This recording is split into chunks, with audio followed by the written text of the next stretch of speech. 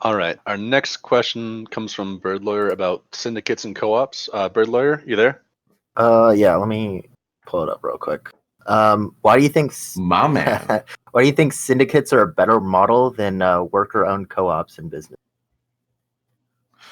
Because syndicates can function without a state to protect them, and worker co-ops cannot. Worker co-ops still require a larger structural entity to enforce property rights via the monopolization of violence. But I think that syndicates have the potential to sort of supplant simultaneously the governance and the firms, the economic superstructures of a society.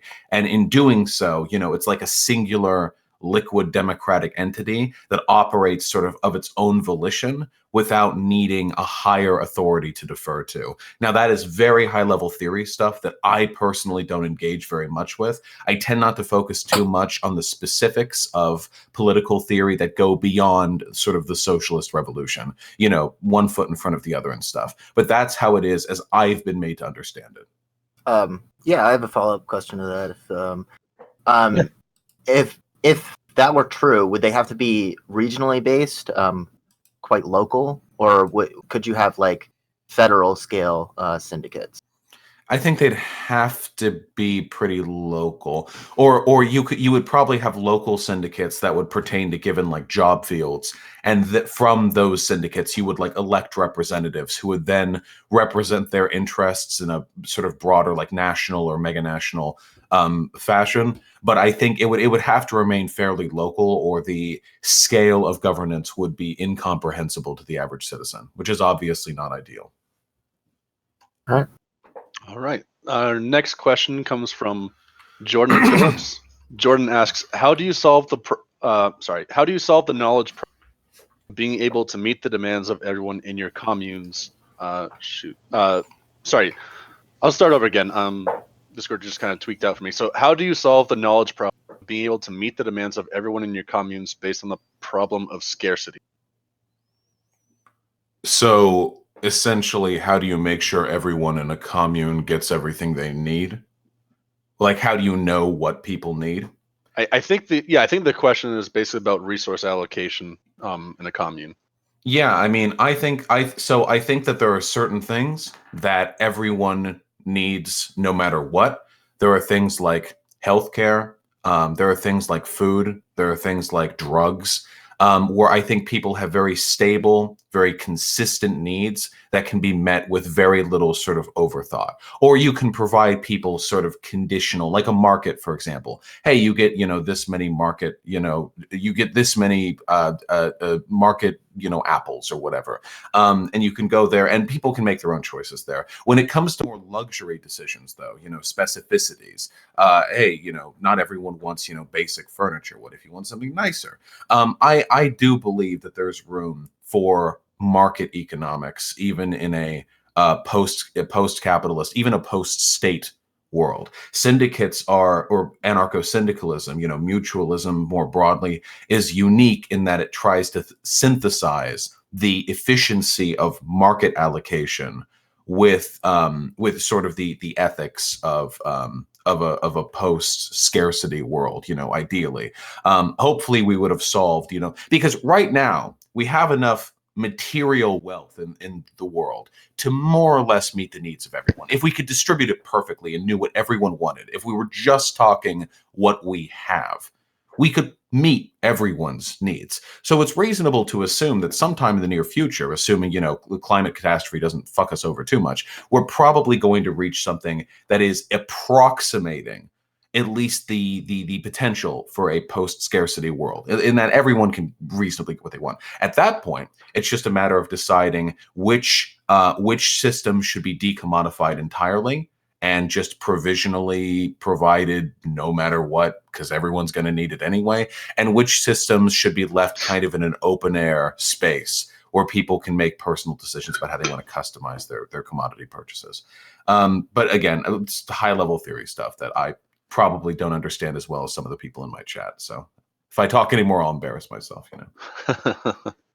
Okay, so a lot of our users here aren't familiar with your style of communism? Obviously, there's many different flares of it.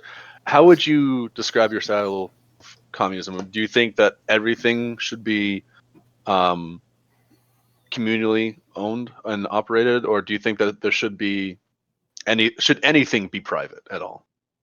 I generally refer to myself as a libertarian socialist because it's a really broad catch-all term.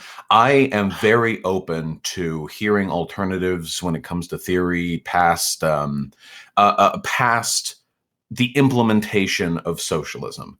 It is the point to reaching socialism that I am most concerned with, because I think we're well a century away, at minimum, like potentially, from a good, decent socialist society. The distinction I will draw here is that the most immediate transitory step that I want to make is one of market socialism. That is to say, seizure of the means of production. The firms in our country are controlled collectively by the workers who work there. And what this means essentially is that private property is abolished, because private property, in the Marxian sense, is property which is used to create and replicate capital. So your toothbrush, that's not private property. Your house, that's not private property. It's your personal property. You live there, it's your stuff. But your factory, your office, and the materials there, well, you don't use that. Other people use that to make money for you. That stuff gets reappropriated. And that's what I advocate for in the immediate sense. And I think there are many, many sort of implications and ramifications of the implementation of market socialism, which are very fun and exciting. And I love to talk about them. But that's the essential first step. And after that, we can maybe look at broader decommodification. And after that would come sort of the abolition of the state. It's sort of a transitory process, Okay. So some people say something along the lines, communism works okay as a replacement, but not to move forward and further progress society. What are your thoughts on that claim? When we talk about stuff like communism, we're usually talking about a bunch of disparate ideas that don't really align that well with one another. When I talk about the ideas I want to see implemented, I'm usually very specific. I don't just say, I want to go communist, because then people think of a lot of things. Well, what is communist? Does communist mean like state rule or like party centralization? Well, I mean, it doesn't in Marxian theory, I can tell you that. It sure as hell doesn't to me. But nonetheless, that happened to a lot of communist-styled societies. When we look at progress moving forward in society, most big technological leaps are made through state funding. Usually the market doesn't make these sort of big leaps forward because that takes a lot of monetary investment. Usually what they do is they take existing technology and they refine it and they make it marketable to make money off of it, So TV, radio, satellite, telecommunications, the internet, these are all big government projects. And then the private sector comes in. They're like, okay, well, what if the internet, we put boobies on there? We can make a lot of money that way, television. Well, what if we found a way to sort of, create channels that would market people's interests and blah, blah, blah. Big steps forward are usually government work, or state work, I should say. Big steps forward socially are the work of the people. And it's the work of both the people and the government together, hopefully working in synthesis in a democratic fashion, to bring those social and technological advancements forward towards the betterment of the population. Some countries have been better at that than others. There are countries, for example, in Europe that have done far better implementing their reforms to stuff like, say, for example, the prison system or healthcare than America has, in spite of the fact that America is more technologically advanced, or has a greater capacity for technological advancement, than any other country on the planet. I think that when it comes to looking or moving forward to society, it's more about the ability for whatever power systems are in place to meet the needs of the people than it is about the specific name or title we attach to the system. Okay. So you said you wanted some tough, hard-hitting questions here. So the next one we got is from. Well, the next one we got. This is gonna be a toughie. It's from Mike Escape. Would you rather fight a lion or a cheetah? Wait, are you kidding me? A cheetah? Aren't lions like twice the size of cheetah? Wait, hold on. Wait. Lion size. All right. Lions are about 420 pounds. Nice. And cheetahs are about cheetahs are like a third of the I know cheetahs. I mean, I'd probably lose to both of them, but I feel like I have a chance with a cheetah. I feel like maybe if I get a really lucky kick, lion's no chance.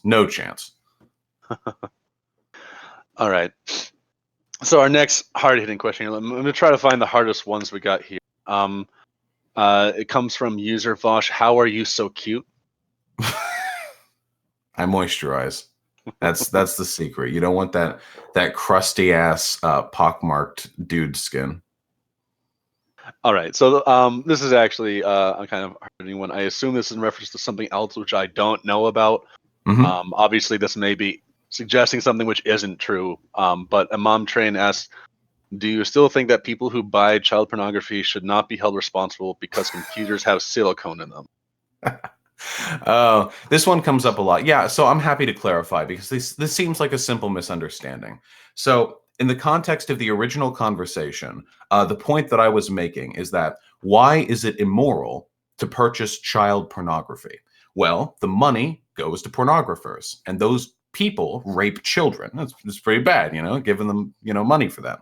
The point I was making was that if we apply that logic, it's bad to give money to people or systems that hurt people for profit to our broader sort of supply chain. What we must come to the immediate conclusion is that almost every product that we use and consume and purchase and speculate on and everything was made unethically, and we give them money for that. Now, usually it's a lot more complicated. In this case, like if you buy a computer, the computer goes to the owner, and the owner pays off like dividends to the manufacturers who assembled the different parts, and those people give that money to the factories. The factories give money to the people who mined up the ore from the earth, or God only knows. I'm sure it's more complicated than that, even probably much more complicated. But for most items, there's going to be somewhere along that chain people being abused. And now a Marxist would say that all wage labor is exploitation, and I do believe that. But we can get a little bit more hard-hitting than that. There are literal slaves that do a lot of work out there that contribute pretty heavily. I mean, if you've ever eaten chocolate, for example, you're probably, in on this at some point. Child labor, slavery, sweatshops. It gets really, really bad out there. And the argument that I was making was not, whatever, none of it matters, we should be able to do whatever. It was that the disparate logic we use is very frustrating to me, because it feels like if you're opposed to buying CP, you should be on my side when it comes to criticizing broader systems of labor exploitation, because you're right there. It's the same logic. And when I have these discussions, often I find that people cope like crazy. They're like, the child porn is worse. I don't know. There are billions of people kept in poverty by the supply chains the West benefits from. Buying child porn is inherently harmful, whereas buying computer isn't. I don't think that's relevant. I don't think the morality of a decision is relevant, or it changes based on whether it could have conceivably in another world been more moral.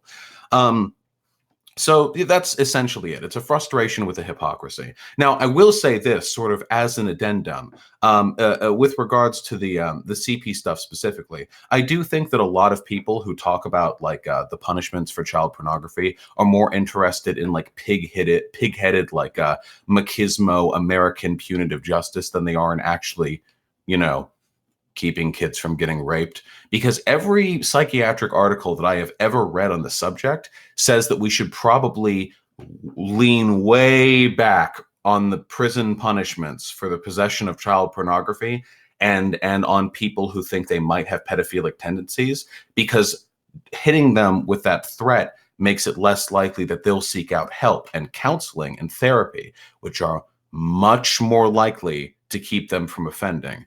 So I think a lot of people get up in their head about this. I personally am more concerned with like preventing kids from getting abused than I am with like the big-headed like justice thing. But that's just my frustration, because I think a lot of people tackle this issue with like their dicks instead of with their heads. Okay, that's fair. So just for everyone watching, where some people have joined. We're doing an AMA with Vaush. He's a clean communist. And if you want to invite any of your friends, it's just discord.gg/bluepolitics. And we'll link his social media after the AMA. So, next question is from Bait. Bait asks, what is your view on the increase of bureaucratic red tape that comes along with a stronger government influence on the economy? I think it depends on the way in which the government influences the economy.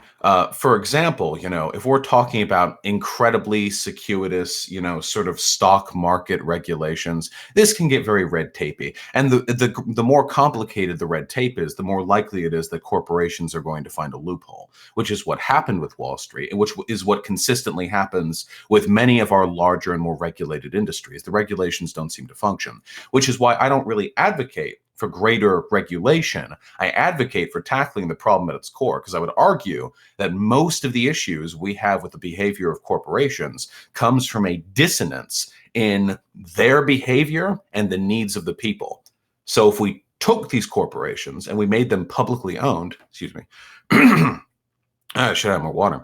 If we take them and make them publicly owned, if they're owned collectively by the people who work there, not by the government, again, just by the people who work at that firm, what we will find is that they will now be acting more broadly in the interests of the people who share their class. There's no longer, 100,000 peons who have no say and 10 people who make billions of dollars from fucking with regulations.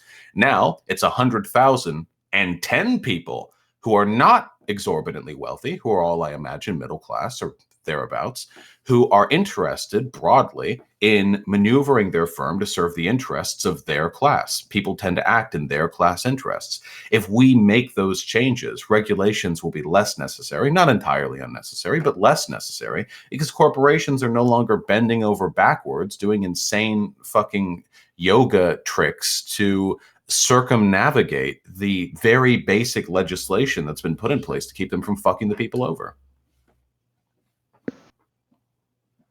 All right. Let's see. Next, Ram one. Sorry, 1 second. Your mic is cutting out a lot. Are you on open mic? Yeah. Let's see. Sorry, I've got a boom mic. I just set that. I'll just leave the boom open and be quiet on my end. That should fix it. Gotcha. Let's see. Next question we have here. Sorry, 1 sec. What is it? Graham. Graham wants to know if you deny the truth of Marx's labor theory of value. No, there's no truth. It's just a different. It's a different analytical framework from which to approach that. The point of the labor theory of value isn't like this is a heavenly mandate to describe perfectly the way of the material world.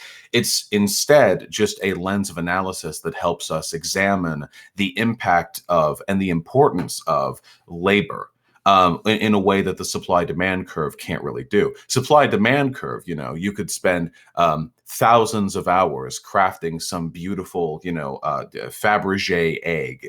And if nobody wants it, if they say like, hey, color theory, shit, fuck you, it's worthless in a market economy. And labor theory of value, there's another sort of extrinsic value that you can assign to it based on the fact that somebody just put so much damn time into it. But neither of them are meant to be perfect, like price setting mechanisms. It's just a way of analyzing. But yes, in short, yes. Labor theory of value is based. Yeah, absolutely. All right. So our next question comes from Teddy Bear. Teddy Bear asks, should we prefer another 4 years of Trump to help bolster leftist movements, or should we suffer the mediocrity of a Biden administration? And he also adds, we have seen the rise of the right significantly during the Obama administration, and the same for the left wing during the Trump administration, with Sean, ContraPoints, etc. Mm-hmm. Yeah, I mean, I'm not a Bernie or Buster. I think that even if it goes to Biden, we should vote for Biden. I don't think holding the DNC hostage over an election is the best way for us to change their policies. I think I think that our time is during the election season, the election itself, we kind of have to fall in line. I don't think any third party like dreams are possible. Third parties cannot exist under a first past the post voting system. They will never succeed. They're not capable of succeeding. It's just the way first past the post works. I think all we can really do is work to reform the DNC, but the DNC doesn't care about losing. Why on earth would the DNC represents the exact same monetary interest the Republican Party does? Maybe a slight, maybe like 90% overlap instead of 100% overlap. You know, if the DNC loses, like cool, maybe the DNC goes broke, but all of the monetary interests they were representing, you know, keep chugging along. Everything's fine. So our goal here isn't to fight them with regards to the electability of their candidates, you know, force them to lose by voting third party or not voting at all. Our goal here is to put pressure on them during the election season to support more progressive candidates, or else, the or else being people lose trust in and faith with the Democratic Party broadly, which leads usually to an upset in the elected officials. You know, Congress people and senators and what have you sort of get replaced, and that's more embarrassing for them than any presidential loss ever could be. By the way, I think the Democrats want to lose the presidency. I genuinely believe this, because if they lose the presidency, if the Democrats lose then they don't have to do anything for 4 years. It's great. They can just sit there and complain about Trump for another 4 years. They don't have to do anything, you know. It doesn't hurt them. They're all rich fucking white dudes for the most part. They don't give a shit. They just get to sit there and, you know, sort of posture and virtue signal as the country gets worse and worse and worse. Forcing them to be held accountable to a Biden presidency would be the worst thing that could happen to them, given how fucking embarrassing of a candidate he is. All right. And I'm also curious, and you can answer this for, you know, Biden and for Sanders separately. What do you think the chances are of Biden or Sanders separately beating Trump in the election? I think Sanders has a very good shot to win. I think with Biden it's a coin flip. With Sanders, I'd put it like at 60 or 70%. Sanders taps into that same populism that that Trump has, you know, tapped into. He does very well with independents, which is really good. Trump has praised Bernie at several points, you know, crooked DNC, rigging it against Bernie, which makes him look like the same kind of maverick that Trump campaigned on being back in 2016. And also, Bernie is one of the few candidates who can actually make fun of Trump for all the things that Trump has done without impugning himself, because there is nothing of Trump in Bernie. You know, there's no voting on his the military spending. There's no like sort of broader support for like the Patriot Act. He has a distance, I think, that allows him a much greater vantage point from which to attack Trump. All right. And while we're on this impeachment, I've got to ask, what do you think about the whole impeachment thing? It's fucking boring. I mean, obviously, obviously, all the Republican senators who voted against having more witnesses, all these people are a traitor to the Republic, unquestionably. There is no reason to be a Republican. To be a Republican is to be a simp for corporations. They have no values and no interest in democracy. These people are unquestionably traitors to the country. Now, don't get me wrong. Plenty of Democratic traitors as well. Not leaving them, you know, off the table. But the Republican Party is worse in every conceivable respect. As for the broader impeachment, I never cared. There was no chance of it ever going through with McConnell. This is all just, you know, showboating. In an ideological sense, we should be able to impeach presidents who have done what Trump has done. He's definitely deserving of impeachment. But in a pragmatic sense, there's just no way to get it done in this country. We barely have a functioning democracy. So it was just all, you know, like fireworks and such. And it had the additional negative effect, by the way, of giving all these dipshit lib Dems something to focus on other than the election, which they absolutely shouldn't be. We're pulling Sanders out of his campaigning to have him sit in the Senate for this showboat trial. And all these Dems are obsessed with the impeachment. Instead of doing what they should be doing, which is thinking up ways to convince their dipshit red uncles, why Project Veritas's expose on Bernie Sanders doesn't actually mean Bernie wants to put every Republican into gulag. But they're not doing that. They're talking about the damn impeachment. So yeah, I don't even fucking follow it. I keep up with the headlines. Beyond that, it's just so boring. All right. So just a follow-up boomer question for myself. What is a simp? Simp means sucker. It's like sucker interested in mediocre, sucker idolizing mediocre pussy, and it's Oh. the right. Yeah, it's so the implicate, or you can go mediocre penis. By the way, it's neutral in that sense, but it means basically like you're cucking yourself, like you're putting you're like you're on the floor, you know, you're kissing toes, but it's not even worth it. Like, why are you doing that? They're not even good toes, you know. All right. Bird Lawyer asks, if we did a Project Veritas style expose on you, what would we find out? What's a Project Veritas expose where you harass me in a bar and then make shit up by deceptively editing footage? I don't know what that means. Project Veritas is a hack organization, but God, let me like what have I don't know, dude. I feel like all my drama has been pretty expertly one time in the second grade, I was on the jungle gym with a girl and I pushed her off because she was in my way. And I just meant to move her to the next rung, but she fell off and broke her arm. I felt real bad about it. You know, I was friends with her. That's it. There we go. The Project Veritas, you know, exposed. I'm getting it out there before they can get it, you know? Oh. So you're a child abuser? Yet another example, mind you, of Vaush targeting and assaulting women. Added to the list, boys. Take them away. All right. So next question we've got here is from El Fuser. El Fuser asks, Vosh, what do you think of right libertarianism? Is it worse than conservatism? Yeah, because literally every person who's ever told me they're a right libertarian was lying, and they were actually a Nazi. I'm actually not joking. I've heard it from 3 people in my life, and every single one of them, it's almost like a litmus test now. I'm like, hey, I'm a right libertarian. Okay.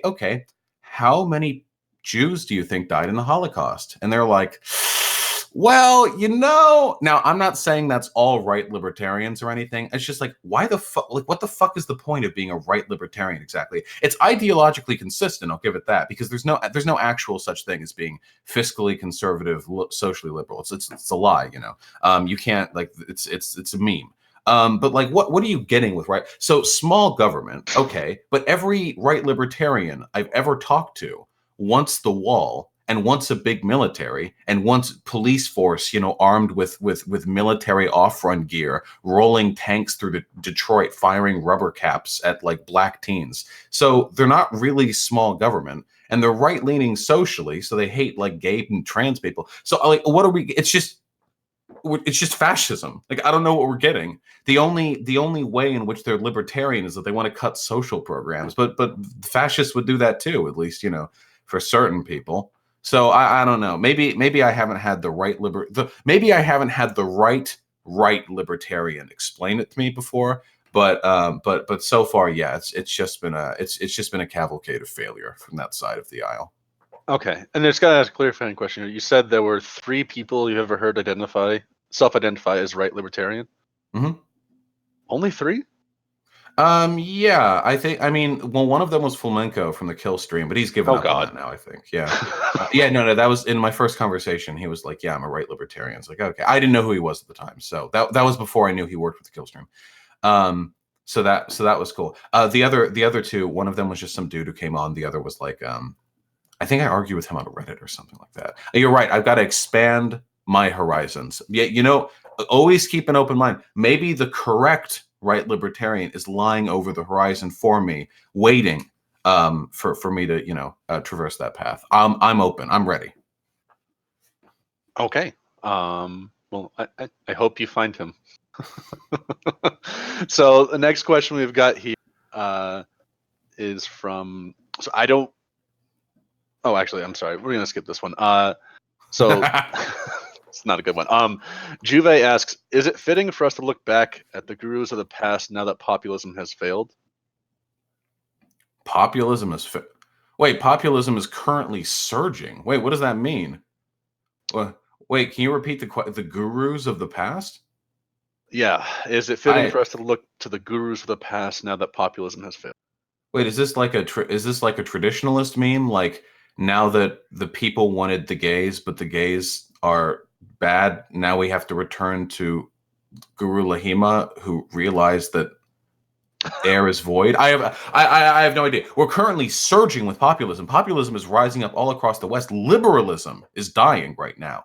Civil, decorum, liberalism is currently, on its way out. Right now, like the two most popular presidential candidates are without question in this country, Trump, by way of him being president, and Bernie Sanders, who are both massive populists. We had a populist movement uprise in the UK, which led to Brexit. We have populist movements, most of them right wing, rising up in Sweden, in Poland, in Greece, in Spain. Like we have like I feel like we're on the up and up. I'm a populist. I love populism. I think that the civil decorum, listen to your pundit shit, is a way of suppressing the class interest of the proletariat. I think it's, in medical speaking, hella gay.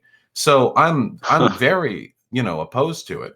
I'm delighted to see this new era of populism. I just hope it works out in our favor. All right. Our next question from Yev Kasem is, what is the socialist rationale regarding prison reform? Would you be in favor of letting ex-convicts vote? Oh, absolutely. Yeah, absolutely. If you make it so convicts and ex-convicts can't vote, you are giving the party in power a strong incentivization to jail people who they know will disagree with them. That is a really bad. What is that called? There's a technical term for that in political science. It's called like a toxic motivation or something like that. Chat, you can correct me, but there's a term for it. It's when you incentivize very bad behavior. But yeah, no, absolutely. That should, yeah, that's like a no-brainer to me. It's like what, some guy got caught with a few ounces of weed. Like they shouldn't be able to decide the direction of their country. No, like what are criminals going to vote for the murder candidate? Like are murderers in prison going to be like, yeah, we're gonna make murder legal again? Like I don't know what criminals could really do to like harm the political discourse. Prisons should also be made maybe not hellholes. Right now, prisons in the United States are abject shitholes. Perverse incentive. Thank you, Violet. Perverse incentive. That's the term. It's a perverse incentive for criminals to not be able to vote, or ex-convicts. But yeah, additionally, right now our prisons are terrible. In large part, this is due to defunding private prisons. A lot of it's also due to our punitive culture in this country, where prison guards are taught that prisoners are like these subhuman monsters who need to serve out their time, and until then you can treat them however you like. There's a lot of work that needs to be done in that respect. But I think a socialist would be interested in all of it, because a socialist is interested principally in liberation and human enfranchisement, right? I mean, what greater cause to rise to for a socialist than to improve the prison systems in this horrible, broken country? All right. Our next question comes from Slowpoke. Slowpoke asks, do you think Bernie will be able to live up to his campaign promises given how the Democratic Party works? He won't be able. He won't be able to do like 90% of what he wants to do, but I think he'll be able to put pretty enormous pressure. There's a ton that he can do through executive actions, for example. So over the past like 20 years, like we've come to realize in this country that the president can actually do literally anything they want, because nobody challenges executive actions. There's just no mechanism. Like they'll just get away with anything. And Bernie has talked about how many plans he's been speaking with his advisors about how many plans he could conceivably get done just through executive action. And at this point, but back in the olden days, I would have, that's gross. We should get everything through Congress and Senate. Now, fuck those people. Fuck those people. The Senate is literally non-functioning. Absolutely not. If Bernie gets in, Bernie should do everything he can. They will have to pry his corpse from the Oval Office. His skeleton will be clinging to it, and he will be doing executive actions until the day he dies. He is, as far as I'm concerned, he is the Senate. If that's anti-democratic of me, I strongly counter. There is no system in this country currently less democratic than that of the United States Senate under Mitch McConnell, and whatever ghoul will replace Mitch McConnell. There is nothing less representative of the will of the people than the Senate. So I think that Bernie Sanders will be able to get a lot of executive actioning done. Okay. We can only hope. So this next question, if you could start by explaining this term, because I don't actually know what this means. I'm sure a lot of people here don't. Elephant Boy asks, have your views around gender abolition developed over your career? If so, how? Yeah, so to there you go, Kalix. So to clarify, gender abolitionism is a belief. It's a very, very radical. It's one of the most radically progressive beliefs around, at least in my opinion. And it's the belief that we should just get rid of gender, just yeet it, just destroy gender. By gender, of course. I'm not talking about sex. Obviously, there will be people with penises and vaginas. You know, that's how we're doing it at the moment. Maybe 1,000 years in the future, we'll have some crazy new shit. But for now, we're pretty much okay with that. But with gender, what I'm talking about specifically are the roles and expectations which are associated with one's sex. So I was born with a penis, for example. And born with the capacity to grow a great big beard, and I was born rather large, and all of this is biological, and that's great. However, stuff like the clothing that I wear, the way in which I carry myself, the intonation of my voice, there's nothing biological about why I speak this way. I could be speaking like this just as easily if I had just socialized myself into doing so. Now, it sounds awkward now, of course, but, you know, give me 20 years of practice. We'll see. All of this is completely social, completely arbitrary. And I believe that we as a society would be better off if we just stopped. Now, this is obviously a very long-term project. This is not an immediate thing. It's just a broader social goal to decrease the extent to which we allow gender expectations to influence our lives. And eventually maybe we'll just sort of drop the idea altogether. Now, there's always going to be some sort of intrinsic associations. Like, obviously, people with penises probably going to be a little bit more biologically predisposed towards more like sort of aggressive tendencies because of higher concentrations of androgens and testosterone. Sure, fine. But again, you know, just let people decide. Now, as for how my views on gender abolitionism developed, honestly, if you think about it, gender's just kind of fucking dumb. It's so arbitrary. I don't like arbitrary systems. They really upset me. Maybe it's because I'm autistic, you know. I see like a social system, and it influences people's lives so much. Like, people live their whole lives in the framework of the gender binary in this country, or maybe that's expanding now, but it's still a framework. And so much of it is completely arbitrary. And it seems to hurt a lot of people's lives. You know, there are a lot of people out there born with, you know, big dicks who just don't, who feel like they can't cry or feel like they can't emotionally bond with others because they're expected to be stoic.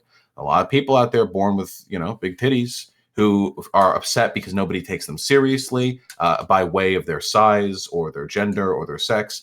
And there's just so many ways this hurts people. And if there are ways in which it benefits people, you can just do those things without gender. You could be like me without gender. You can still be big or strong or wear suits instead of dresses, you know. That you don't need gender to tell you to do that. That's a personal aesthetic choice you can make. Anyway, that's the long and short of it. I'm sorry, I rambled on a bit there, but that's my belief in gender abolitionism sort of summed up. It's all right. In our good graces, we will forgive you for that offense. So our next question comes from Zolly. What do you think about Huey Long?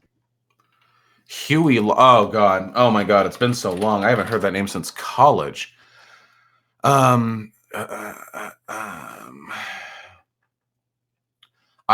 oh man, I remember, you know, hearing a lot about this guy back in the day. He was pretty fucking based, right? Yeah. He was a governor. Okay, wait. I'm going to stop. I'm going to go. I'm taking a shot in the dark. Okay, I'm closing my eyes. Fucking Huey Freeman. I'm feeling it.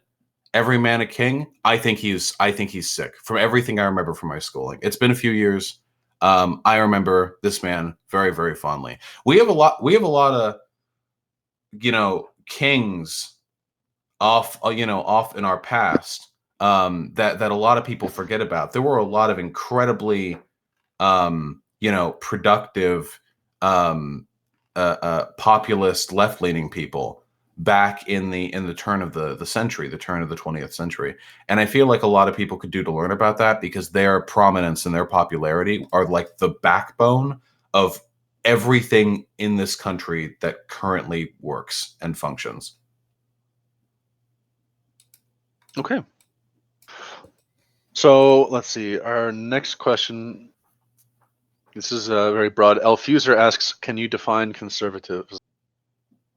Yeah. So the conservative liberal dichotomy could be more accurately framed as conservative versus progressive. No, in my opinion, people don't care that much about economic positions. They care about the social positions those economic positions afford, which is why progressives tend to lean more left economically and reactionaries tend to lean more right economically. People want economic systems that lead into the social systems they desire. A conservative is somebody who values hierarchy, and a progressive is somebody who values egalitarianism. All of my political positions are about ensuring people can live their lives freely and as equally as possible. No two individuals are truly equal, of course. But in legal and social sense, everyone should be given the same shot. Lives should be made good. And a conservative is someone who believes that there are some people are just better than other people. There are hierarchies. Some people are worthy and some people are not. And a good society is one which places people in their proper hierarchies, that places the right people in the right places. When conservatives get upset, it's because they believe that the places aren't being adhered to. The people aren't in the right places at the right times. But that's the main distinction. Pretty much all policy differences come back to the to those two fundamental differences in policy application. All right. The next question, Platonic Lefty. They ask, "Did you ever fall down the alt-right rabbit hole? If so, and what should be done to get people?" I'm afraid you're cutting out again, my friend. I'm sorry. Can you hear me now? Yes. Okay. Platonic Lefty asks, "Did you ever fall down the alt-right rabbit hole? If so, how did you get out, and what should be done to get people out?" I did not know. I knew so most people's entry point to the alt-right rabbit hole began with Gamergate and with the people who came from Gamergate, at least in the online space. And this isn't like a coincidence or anything. Steve Bannon recognized that the people who were offended by sort of Gamergate were the same people who were easy to radicalize into white supremacy. There have been multiple, the Richard Spencer, the Daily Stormer, have, acknowledged the potential that Gamergate has. There was astroturfing on Gamergate subs on 4chan, and they hardly needed it on 8chan, but it happened anyway, where like, hey, you're concerned about all these SJWs in gaming, huh? Ruining it, censoring your games. Well, wait till I tell you about what SJWs are doing to research on IQ differences between the races. Like the pipeline fell in pretty hard. By the time Gamergate started, I was already left leaning. I was a libertarian in like high school back in 2011 or 2010 or whatever. But after that point, I was sort of cemented. And once you're left leaning, it's very hard to get into that stuff. When it comes to getting out of the alt-right pipeline, the thing is, one of the most important things to remember is that to be the more conservative you are, the more delusional you are by necessity. Very conservative beliefs are maintained by a perpetual sense of self-victimization and of ostracization from other groups. These things are very difficult to maintain if you have a balanced source of friends and sort of media outlets. Usually people who fall down the alt-right pipeline are like one day, like they wake up and they realize like the only news sources they're getting their info from are from Paul Joseph Watson or like Mr. Medicare, and the only like friends they have are the ones they talk to on 8chan or Poll or Kiwi Farms or whatever. And at that point, like there's no way to like breach through. To get people out of the alt-right pipeline, you can't logically convince them because they didn't logic themselves into these positions. Like they didn't, nobody reasons their way into being an alt-righter or even being very conservative. It's usually a fear-based response or disgust. Disgust is another big one. That's why conservatives focus on trans people so much. Trans people are a small portion of the population and trans rights affects like nobody. Like literally, like nobody gets, only trans people are influenced by trans people, honestly. Maybe like twice in your life you'll be hanging out and you'll like see a cute girl and like maybe through some sort of acumen you realize like, oh, she has a penis or whatever. Oh, I'm not into penises. Okay, cool, whatever. And that's it. Like that's the whole burden in your life. But to them, it's everything. To trans people, it's everything. And to the alt-righters, it's everything too. That's why they talk about it so fucking much, because that disgust response, because they feel disgusted by trans people, because for for whatever reason. That disgust response is necessary to maintain the sense of immediacy and victimhood that allows them to operate at the degree of radicalism they do. I'm very far left, at least I'd like to think that I am. I believe in violent revolution, seizing the means of production, dictatorship of the proletariat. I'm in favor of, a lot of fairly far left positions, but I feel like I engage with them in a fairly reasonable and healthy way. The ability to talk with people who disagree with me, ration out my positions. I don't have this like delusional, like feels-based sense of immediacy that compels me. It's just, hey, political theory, we got this, we got that, here's what we probably should do, here's what we shouldn't do. At least I'd like to think so. You can be radical without being crazy. I believe this sincerely. And if you want to get people out of the far right, out of the alt-right pipeline, you have to expose them to sources of information that are unorthodox to the direction they're heading in. Sorry, again, super rambly, but that is my suggestion. It's very, very, very important to get these people a healthy breakfast of information sources. All right.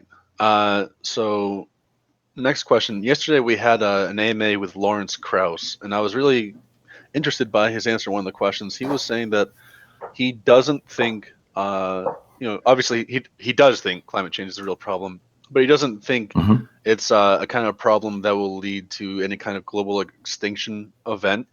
Do you think that we're any risk of anything like that, like a global extinction event from climate change? Oh, there's always a risk. We're 100 minutes to midnight on the doomsday clock. There's absolutely a risk of total annihilation. I don't think it's the most likely outcome. I think what's most likely to happen is that certain parts of the earth are going to be made uninhabitable, which is going to lead to a flux of climate refugees, hundreds of millions of them. Most of them are going to die. Wars are going to erupt at border states, trying to fight over who gets the least share of migrants. Somebody's going to commit a war crime and nuke a camp of them and glass 50,000, Indonesian climate refugees. Things are just going to get worse and worse and worse with time. Now, there are several core states that are going to survive for longer than others. Like, for example, America is pretty set. America has 2 contiguous borders. Canada is probably not going to be melting, anytime soon. Mexico, we sort of are already dealing with that situation at the moment. Mexico is going to get a huge influx of climate refugees from Central America. There's no denying that. Sorry, 100 seconds to midnight, not 100 minutes. My apologies. But the most likely scenario to me is that the human population is, over the course of a century, halved as portions of the world are made uninhabitable. They try to travel to habitable regions, and wars erupt over the sort of management of these refugee groups. In all likelihood, this will accompany a hard right turn in our governance. Anytime there is a broad swath of refugees, the government, fear mongers like crazy over them. We see it happening now in Europe with the Syrian refugee crisis. It happened here with the Mexicans. It's still happening somehow here with the Mexicans and with Muslim people, despite the fact that Muslims commit less crime per capita than the average American citizen, and there's like 1% of the population that's Muslim, but whatever. Somehow we managed to make that a crisis. I imagine that the countries of the world will find a way to make crises of the hundreds of millions of people who will, and this is factual, by the way, definitely be displaced. There are parts of the world that it will only take a meter or 2 of the oceans rising for those places to just be done. It's gone. Just Earth that we're never getting back, or at least not for a very long time. All right. And next question comes from Whiskey Renegade. He asks, is there a conservative or libertarian or capitalist view that you think is right? That I think is what? That you think is right. Conservative, libertarian, or capitalist view. Conservative, no, not even close. Libertarian and capitalist overlap a little bit. I mean, I think that market economies can be functional in a very limited sense, but that's not necessarily a capitalist view because I don't advocate for private control of the means of production. That's a capitalism thing. Libertarian. Yeah, okay, yeah, there's a fundamental value of libertarianism. This is something libertarians pretend to believe in. I've encountered very few who actually give a shit about this. I do believe that people should be able to live their lives free of government influence for the most part. I don't, I think people should come to the government. The government should not come to them. We should find a way to structure society so people are interested in and engaged with their local community government and with their broader national government or post-national, whatever, is going to happen. But I don't think that like there should be, I don't want the government meddling in my fucking life. Fuck that. I distrust the state. Second Amendment rights. That's also a big one. I'm very pro-gun, very, very pro-gun. How pro-gun are you? Probably far, far more pro-gun than any electable Democrat, and probably more pro-gun than most Republicans. I want community armories. I want standoffs between police and neighborhoods. I want everyone to keep a gun, in a safe somewhere in their house. I think that a well-armed proletariat is an essential step to defending yourself against state oppression. Vaush, you want the police to get shot? Yeah, if they're infringing? If they're infringing on the rights of a community, yeah, if they're laying siege to a community the same way that they do in so many like inner city black communities, absolutely, yeah. I can't, hey, you know what? It works too. The Black Panther Party, they had folks with guns. They would tail cops around in Chicago, making sure the cops did a real good job with that day's rounds. And hey, you know what? Violence between the cops and people in that city went down as long as they were doing that. Turns out, cops aren't willing to misbehave if there are heavily armed Panthers, in a black tinted car behind them. It was a great system, really. Shame they all, assassination of Frederick Hampton and what have you, but it worked while it worked. Okay, so would you then be in favor of automatics, or do you think that's something that should be limited? Yeah, I'm not opposed to the possession of automatic weapons. If a person wants to shoot up a school or whatever, or shoot up a public area, they're going to be able to do that no matter what, given how many firearms are available in the black market here in this country. You can do straw purchases. There are probably, it's America. There are more guns in this country than there are people. I don't think that like restricting like heavy ordnance is a good way to keep it out of the hands of people who are sufficiently dedicated. The main thing that we need to be concerned about when it comes to gun violence is the drug war, which enables a fuck ton of gun violence, gun culture, which is right now incredibly chauvinistic, and suicide, because a lot of gun deaths are suicides. It's very easy to commit suicide with a gun. Pills or razor blades. You got to think about that. Jumping off a bridge, you got to think about that for a bit. Guns, you're done. And that's, I think, a legitimate health issue that should be dealt with. All right. So sorry about that. No. Yeah, I'm actually really surprised to hear you say that. It's very uncommon with people that are generally communist. So I think you said this, but I just want to clarify. You believe in the Second Amendment as a individual right to self-defense. Is that correct? I don't care about it as framed through the Constitution. I don't give a fuck. Even if there was no like Bill of Rights, I would still want. Yeah, I believe, because one of the issues with the system as it exists now is that violence, the capacity to commit violence, is concentrated in the hands of the state, which means that the people will always be subject to the whim of the state. Violence is the ultimate arbiter of all political force. Everything eventually comes to do this or you will be killed. That's always going to be how politics works, or someone you love will be killed. I don't know, whatever.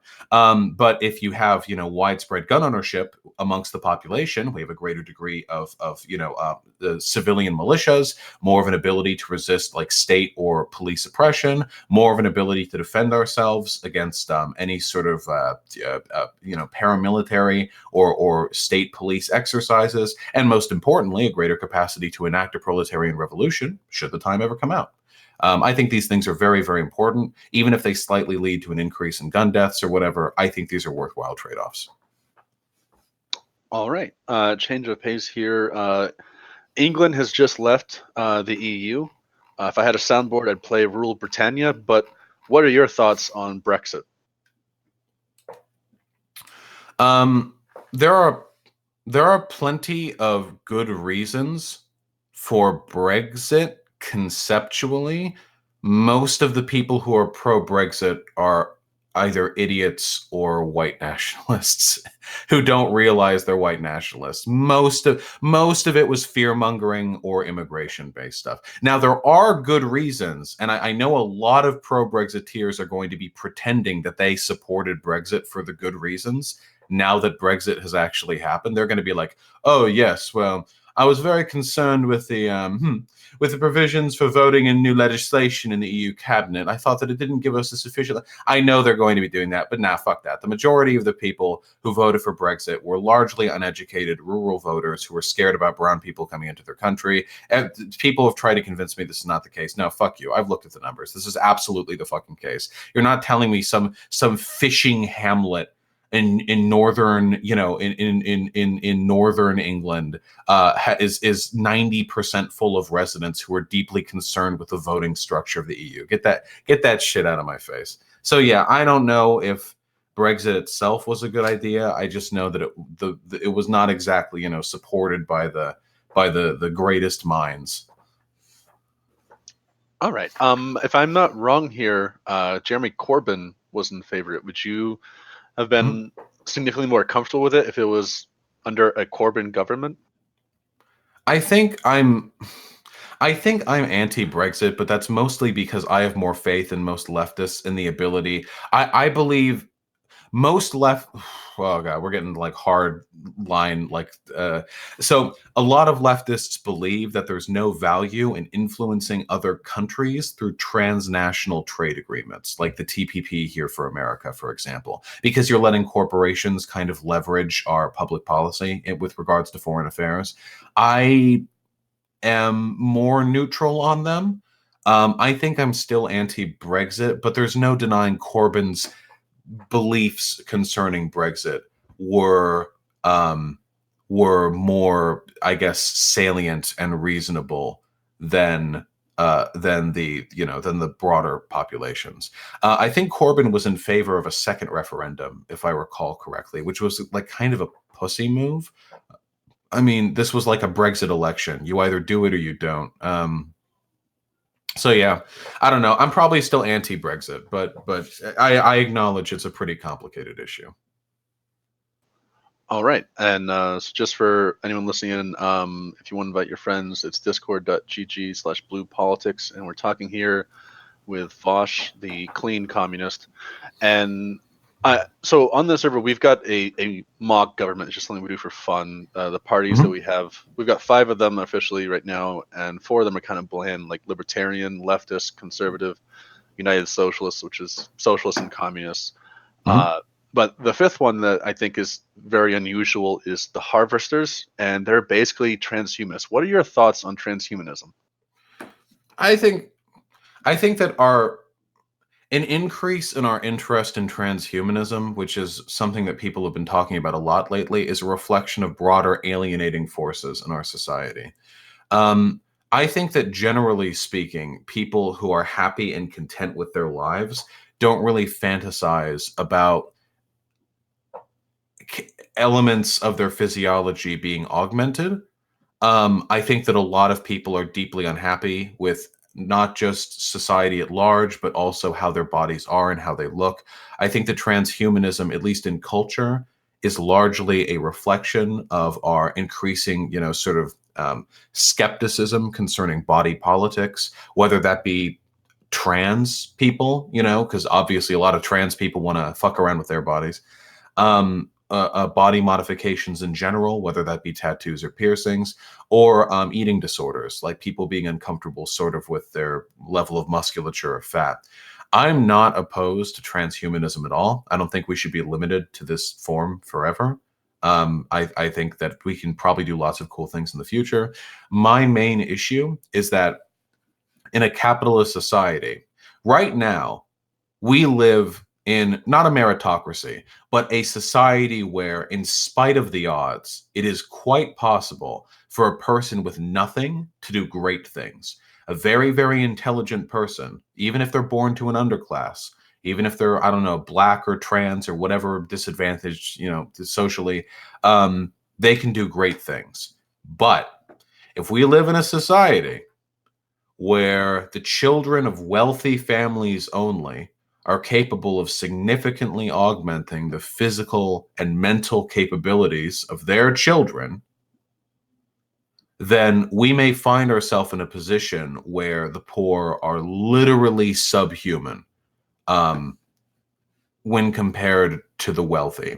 And this is a massive disparity and a massive problem, and it is unacceptable to me that a divide in our society could be made that real based off class. If transhumanism were to be a thing, I would only accept it if it were completely divorced from the material availability of the people who opt into it. It would have to be either random or it would have to be cheap enough to be universally applicable. Those are the only two acceptable concerns for me. If you're older, maybe, and you want to like give yourself a bionic arm or some shit, you know, go for it, cool. But when we're talking about stuff like increasing your intelligence or your cognitive ability, that's really scary if that starts getting applied unevenly, you know? Okay, that's fair enough. So this next one's a fun one. What do you think about? I mean, I know you're not a fan of Trump, but what do you think about the changes that Trump has inadvertently been making in the Republican Party? For example, he is the first president from either party to enter office supporting gay marriage. He's been famously quoted as saying, "I love the gays; they're great people." I have a feeling that most candidates would have come in on that. That just seems like a march of time sort of thing. Um, I guess he hasn't really done anything to harm gay people. It's mostly trans people he's been fucking over. But that's always, I mean, it's always the next front. You know, the envelope gets pushed. Now, you know, being gay is it's easy to support gay people now. I mean, Pete Buttigieg, you know, is one of the leading candidates. In the country is gay. You know, that's really cool. Great. He can be open with that. Now it's mostly trans people we're fucking over. Also, Trump appointed like a fuck ton of evangelicals, you know, all across the government. So even if he personally is pro-gay, I don't know if he's really like standing up for their rights. He may not have directly opposed them, but, you know, sort of implicitly. The only real change that Trump's like made or going to make with the Republican Party is it's a Innuendo Studios video, the death of the euphemism. That's the main thing. Now with Trump out, with him sort of captivating the populist sentiment of the population, we can now abandon sort of the dog whistles, you know. Now we can just say Mexicans are rapists. Now we can just make fun of disabled people by doing a little spastic jig up on stage. Now we can just ban Muslim people, you know? Oh, well, we can't call it a Muslim ban legally. You know, we'll just take a list that already existed that just so happens to only ban Muslim people, and we'll ban those people, you know, and everyone will know it's a Muslim ban, even if we deny it in public. We move more towards, if anything, honesty and integrity. In a way that I think is refreshing. It also makes them a more direct target to populists, like Bernie Sanders, for example. It'd be much easier for Bernie Sanders to impugn someone like Donald Trump than it would be for him to impugn someone like Mitt Romney, or some other, you know, puppet hack like that, who I don't even think he exists anymore. He must be dead, surely. That's how little relevance he has in the you know, broader media discourse. But yeah, I think those are the main issues, and I don't know if that's a good or a bad change. I guess I do appreciate the death of the euphemism. I would rather you know, a politician go up on stage and just call like Mexicans like beaner wetbacks than say like, you know, criminals and thugs who are coming across the southern border. I think I prefer the sincerity. All right. Next question comes from Bird Lawyer. He asks, if you had to choose one of the two, ANCAP or Tanky Paradise? ANCAP or Tanky Parents? Paradise. Paradise. Oh God. Still tanky. I think a lot of tankies at the end. I think a lot of tankies at the end of the day, they're looking for, you know, they do want something good. I just think they're idiots when it comes to the implementation. ANCAPs, the ideal ANCAP society is a Mad Max, you know, feudal nightmare that I want no part in. All right. So I know you said you actually relish the fascist questions. We actually haven't gotten many because we do. Yeah, I'm impressed. I'm actually quite surprised. I see in the AMA discussion channel somebody's arguing with I don't know if they're a Nazi or a fascist, but they keep getting spammed with the no Nazis emote. I'm very proud of the community, you know?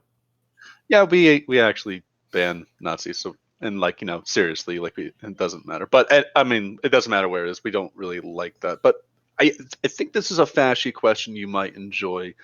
I think it's the I same love them. user you were seeing in the chat. Ulster asks, how would you feel if whites became a minority in the USA? Is it a good thing, bad, or are you indifferent? P.S. Don't shrug this off as a conspiracy, as it's a fact. The white birth rate is declining. Oh, I mean, I would never shrug. So, okay, so hold on. The Great Replacement theory is a conspiracy. The fact that whites will eventually be a minority in this country is a fact. Yeah. So there's the Great Replacement is not just the knowledge that whites will eventually be a minority in this country. I'm indifferent. I don't think again, race. So race is literally like if we strip all the social connotations, race is literally like maybe minor facial feature differences, skin color, eye color, hair color. Maybe you can get wiggly hair or straight hair, you know, like that's basically it. In an intrinsic sense, we have no evidence to suggest that there are any like strong differences genetically beyond that. Because it's to my knowledge, and I keep very up with the literature on this, there is absolutely no evidence to suggest there's like an intrinsic IQ gap or anything. And there's certainly no evidence to suggest that culture is genetic and racially charged. I know a lot of people like to say that, you know, warrior gene and what have you. But with all that said, like, there you go. I mean, I'm indifferent, right? It's just how people look. I really don't care. When I think about like, what do I want to preserve in America? I mean, first I have to remember, I hate America. I love the people in America, but God, this country fucking sucks, dude. I know, and most other countries suck worse. So I'm even respecting sort of the broader, you know, political climate. I still hate this country. Love the people in it. Lovely, great people, very friendly. Seriously, go to Norway or something. Everyone there, very cold shoulder. Here in America, you know, you'll walk across the street, someone from 3 miles away will say howdy, you know, it's great. Okay.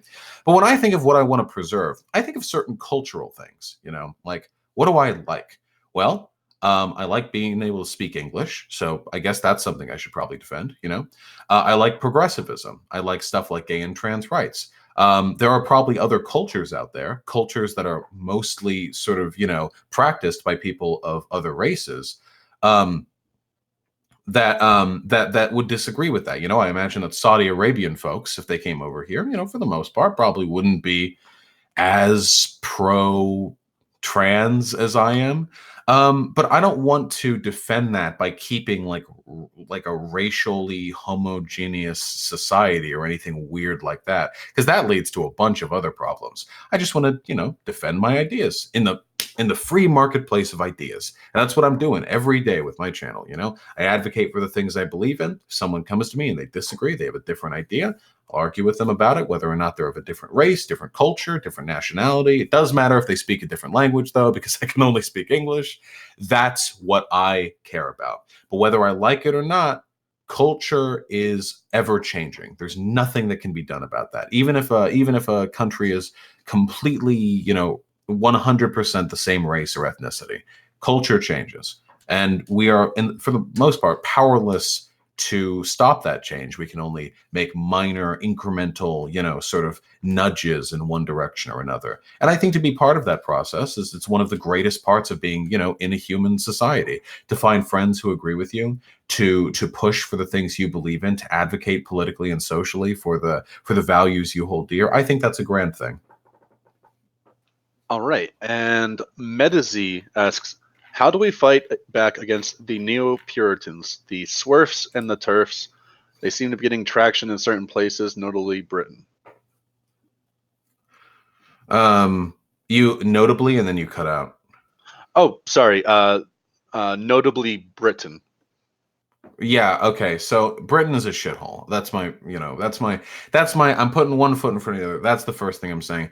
They're actually becoming a problem everywhere because if you noticed, a lot of the far right types are also becoming anti-porn. Paul Joseph Watson, Gab, advocates for this, roaming millennial has come out as anti-porn as well. There's a broader movement against what I suppose many of these people would term as degeneracy, but they frame it in different ways, When Swerfs frame it, it's about how the beautiful, immaculate, female soul shan't be tainted with the seed of John's. And when turfs, pretty much the same thing. The divine, the heavenly mandate of the woman's space need not be entrenched upon by some fucking person with a penis or whatever. And then you have the anti-porn types on the right who talk about like coomers and how the Jews are making you jerk off, so you have to interracial porn, so you've less precious white energy to expend on finding an Aryan wife, so we have a bunch of different angles to this, but it's all sort of a proxy for another thing that upsets them, with the turfs, with regards to the turfs, their transphobia is pretty much 100% disgust.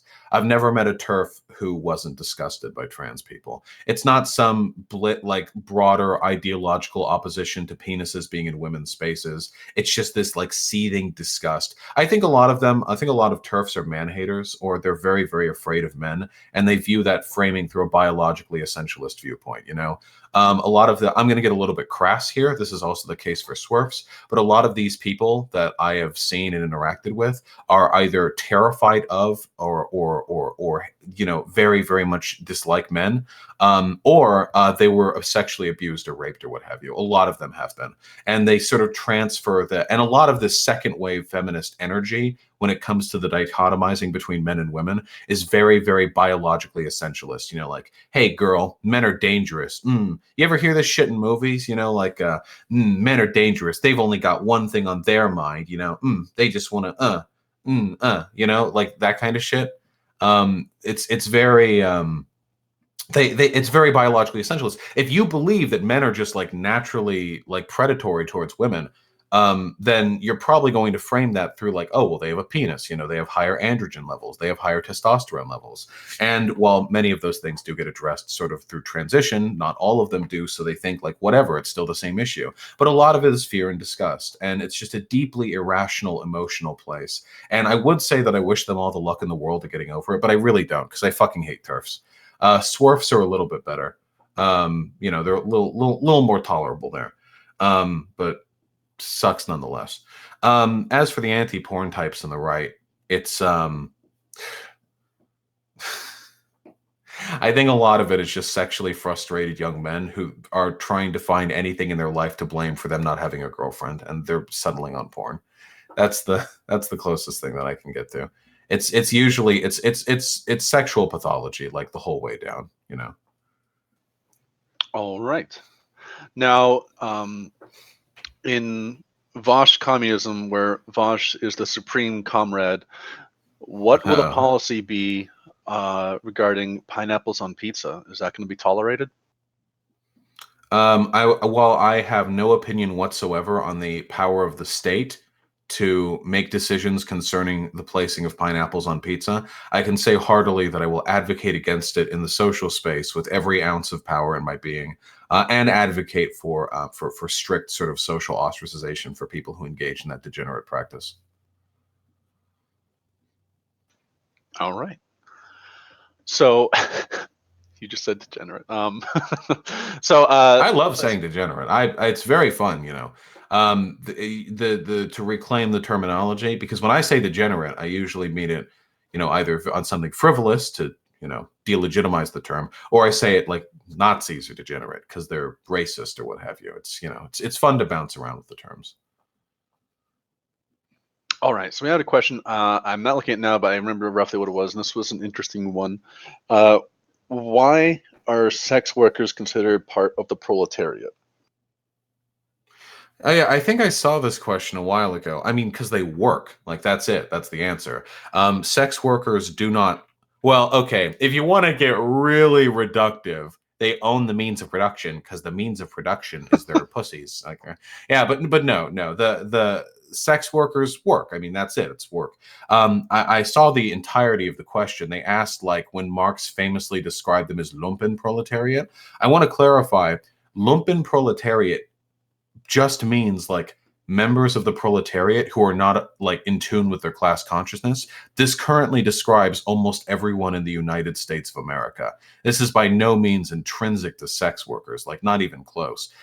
In fact, sex workers are, in my experience, sex workers have been far more in tune with their class consciousness than most non-sex workers, if for no other reason than because sex work is largely female at the moment, and they tend to lean more left, generally speaking, and also because the acceptance of sex work is more common in left-leaning spaces, which means there's a sort of osmosis of values. But yeah, no, they're unquestionably a part of the proletariat. Okay, so with that, I've got to ask: would you consider Trump a communist since he advocates seizing the means of production? Nice fucking meme. If only your mic hadn't cut out the last bit, but I know that joke. Fuck you, buddy. Okay, man. Sorry. So our next question comes from user Sweeyu. They ask, "Do you think regulation is good for the economy?" Yeah, often. Yeah, definitely, 100%. Because the economy isn't just the GDP, you know. So again, keep in mind, an unregulated capitalist economy is virtually existentially guaranteed to experience a crash every 10 years. This has been happening for 160 years. Just the nonstop boom bust cycle. And the bad ones, like 2008, just kerplunk our GDP, you know. So even if the economy is only our GDP, then no, regulations help, because again, all the GDP is the total, you know, monetary value of all goods and services produced or used in a year. It's not like some magic number that divinely responds to the behavior of the free marketplace of ideas, you know, and the free exchange of goods and services. What it usually is subject very heavily to the whims of a very small group of incredibly powerful and economically influential people. And most of these people are absolutely fucking brain dead. Most of these people are simpletons. I'll say this frankly. Now, not every super rich person is stupid, but just God, like, you know what happened in 2008 with the subprime mortgage package? They literally gambled the economy.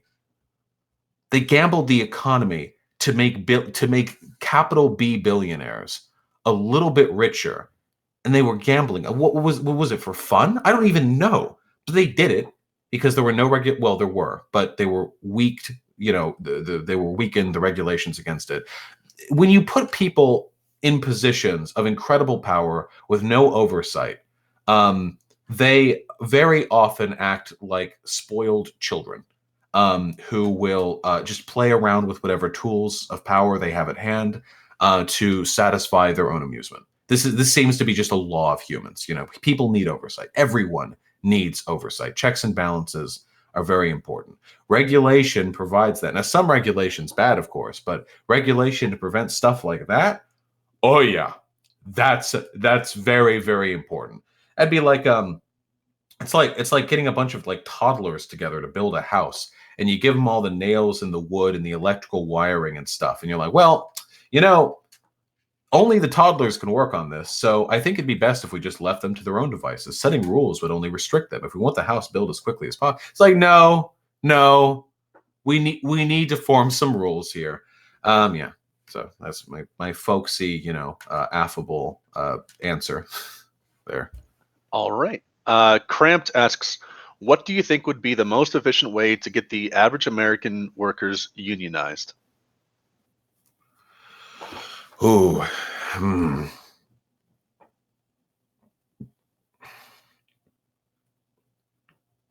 Better unemployment protections. That's the main one. We need a massive general strike. Because right now, if there's any whispers of unionization within a broader company, these people are going to get axed and fired. There's a huge amount of anti-union propaganda. Nobody is going to risk their livelihood on a union, on forming a union, until they know they'll be safe even if they fail. We need a strong provision, something, the Bernie Sanderino, we either need strong oversight to protect people and allow people who have been fired due to a desire to form unions to be able to sue, or we need some sort of care package for people who are fired for that reason, or we need government mandated unions. We need something from the top down that will give people a kickstart, really put corporations in the pit, really make them sit there and sit on their hands, so they can't do anything. So everyone else can jump up so they can make their unions. That's what we need. Because right now in this economy, in this gig economy, when everyone works fucking 8 jobs, 96 hours a week, because each job getting you 12 hours a week, when that's what we're dealing with, nobody's going to risk everything on a union. Corporate surveillance is getting stronger and stronger. There are people who have been fired for talking about unionizing on their Facebook page. In this environment, you need a strong show of solidarity from the government for there to be a resurgence in unionization. And the people want unions. They just don't know it.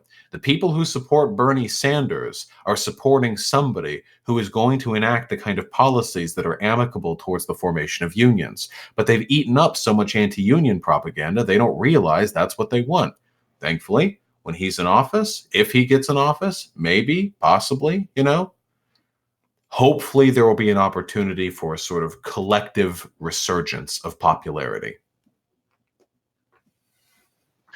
All right, so this is my own question plugging in here. Do you follow the Supreme Court closely? And if so, do you have a favorite justice?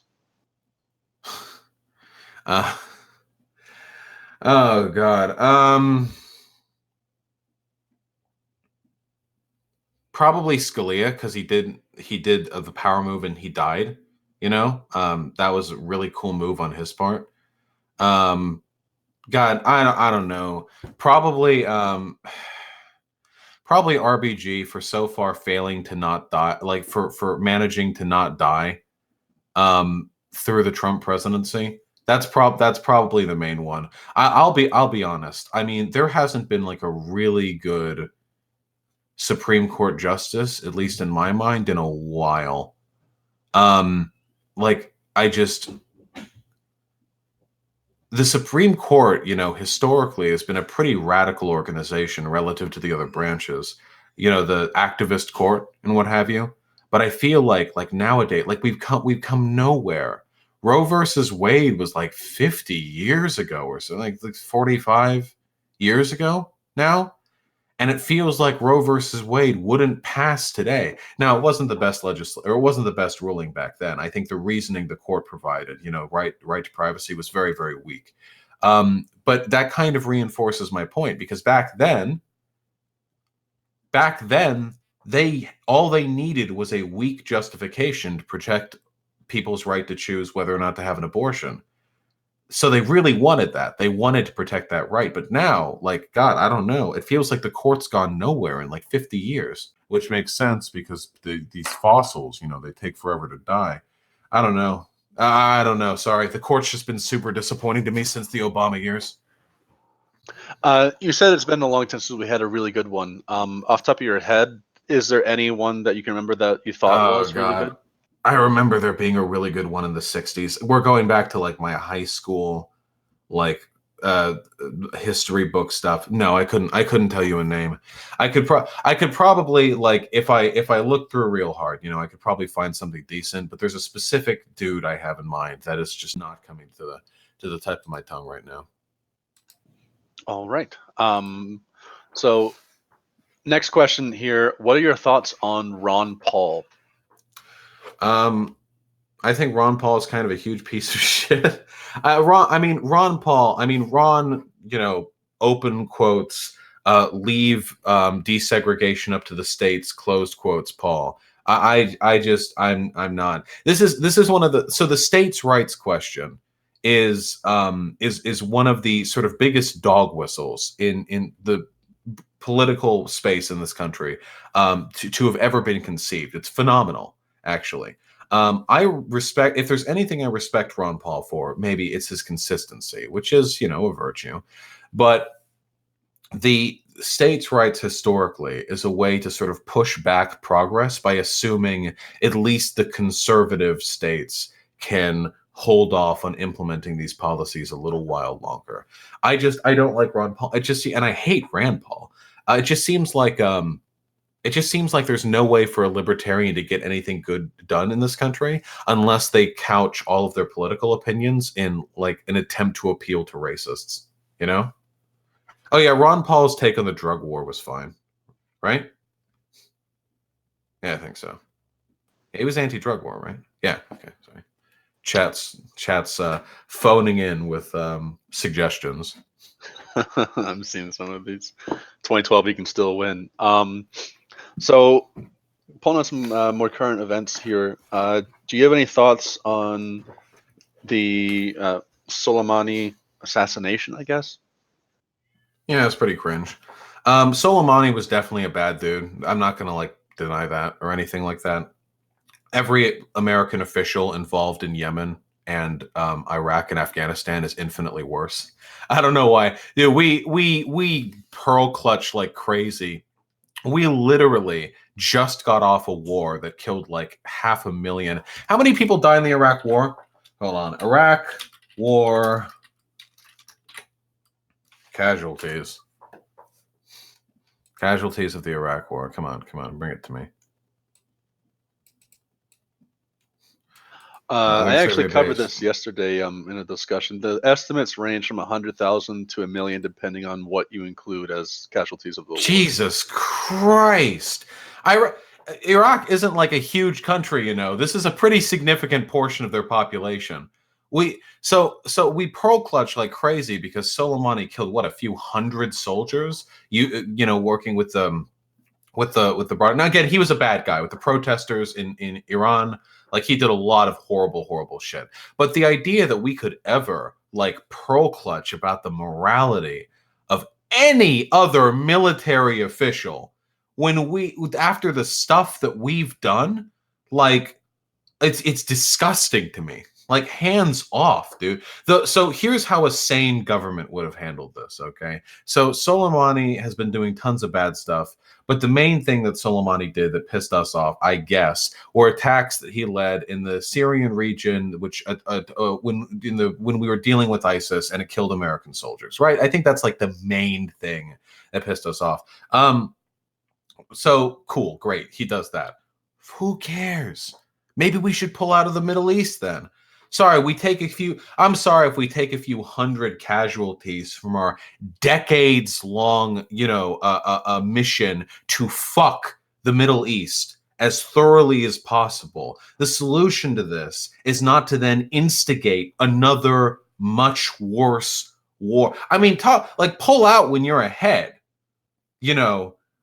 You can't keep taking these shots. Like, this is how you could do this rhetoric. This is like Palestine, like Israel shit here, you know? Like, Israel bombs a few Palestinian settlements, and then some Israeli fucking IDF soldier gets a rock thrown at his forehead. Bam, few more settlements get bombed. This time, 2 rocks. These Palestinians will never learn. If you're looking for excuses to continue perpetual conflict in the Middle East, you're going to find them. But even this was a pretty weak one. And then we have a fucking missile strike that targets him at an Iraqi airport. An Iraqi airport. Holy shit. Iraq's our ally now, ostensibly. And so egregious was that attack that then they vote to kick us out, and America's like, fuck you, we're staying, or it's still like being settled right now. These are our allies. We can't. So are they or are they not our allies? Because if they're not our allies, then it's still an ongoing war of occupation in Iraq. And if they're our allies, then how can they be if they're giving us a direct order to pull troops out of the country? We're not doing it. And we did all this to kill some dude who killed what? A few hundred American soldiers. And then Iran, you know, the one of the biggest, most dangerous countries in the Middle East. I mean, this would be a hell of a war to fight. This would be an insane war. Iran is a natural fortress. The whole fucking country is mountainous. They have anti-air, they have fortifications dug out into the mountains that we can't target through drones or through missile strikes accurately. They have a large population. They have a technological and economic advancements that are well beyond what Afghanistan and Iraq were capable of, well beyond. A war with Iran would be ruinous. It would be worse than Vietnam. And we tiptoe the line because Trump wants to boost ratings. There's no other reason why this happened, of course. Trump wants to boost presidential approval ratings. Very strong. He wants his bin Laden kill. He wants to one-up Obama on that one. So Soleimani, someone who nobody talked about before his assassination, dies. And then Iran fires back at our fucking bases, gives some troops brain damage or whatever, after giving, a heads up to our forces. Hey, you text, you guys seem cool. Maybe don't come to school tomorrow. And then they missile strike our bases. And Trump, like a little bitch, has to walk back. Because the only thing that he can do is either retaliate and essentially declare war and embroil us in a war worse than anything Afghanistan, Iraq ever could have been. Or he comes off looking the loser. So what did we get for all of this? We killed Soleimani and like 9 other people. Some American soldiers got concussions or whatever. We look weak in the face of Iran, and we indicate that we're willing to trade potential war in the Middle East for another decade for presidential approval ratings. And they backed out of the last provision of their fucking nuclear deal. Just an insane, just a crazy degree of incompetence, like all around the board. It's disgusting to me. All right. So this next question got a little worked up on that one. It's, It's good. We love it. So this next question pulls back to your communist beliefs here. Whiskey Renegade asks, how do you compare someone who works extra without pay because they want a company to survive and someone who works only their normal day? Do they both own the same amount of the company? Oh, you mean in a worker co-op?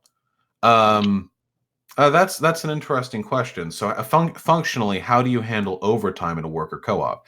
There are different ways to handle this. There are flat co-ops where everyone gets paid the exact same amount. The company that produced Dead Cells, a popular roguelike that you can get on the Switch or Steam or whatever, was a flat co-op of like 12 or 13 people, no seniority bonuses, just everyone there works the exact same amount. Gets paid the exact same amount of power, what have you. But there are other co-ops that are a little bit more hierarchical. There are differences, seniority, what have you.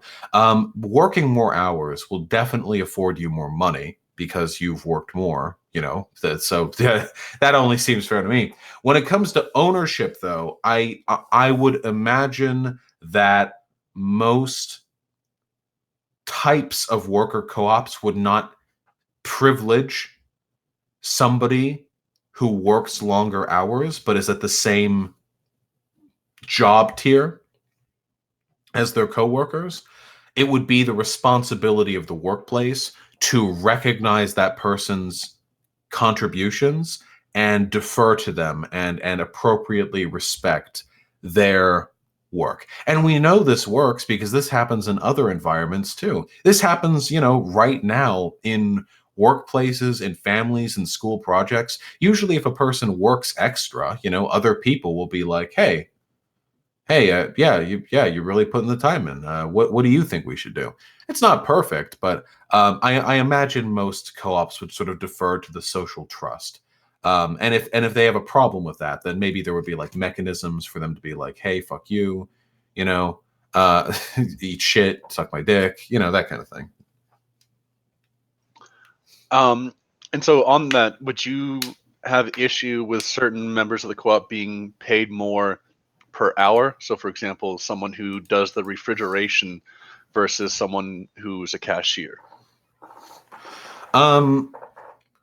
Yes, most co-ops aren't flat. Flat co-ops are very difficult to manage for obvious reasons. If you've been working at a firm for 20 years and you get paid such and such, and then someone new comes in and literally the first week they're getting paid the same amount as you, that's a tough pill for a lot of people to swallow.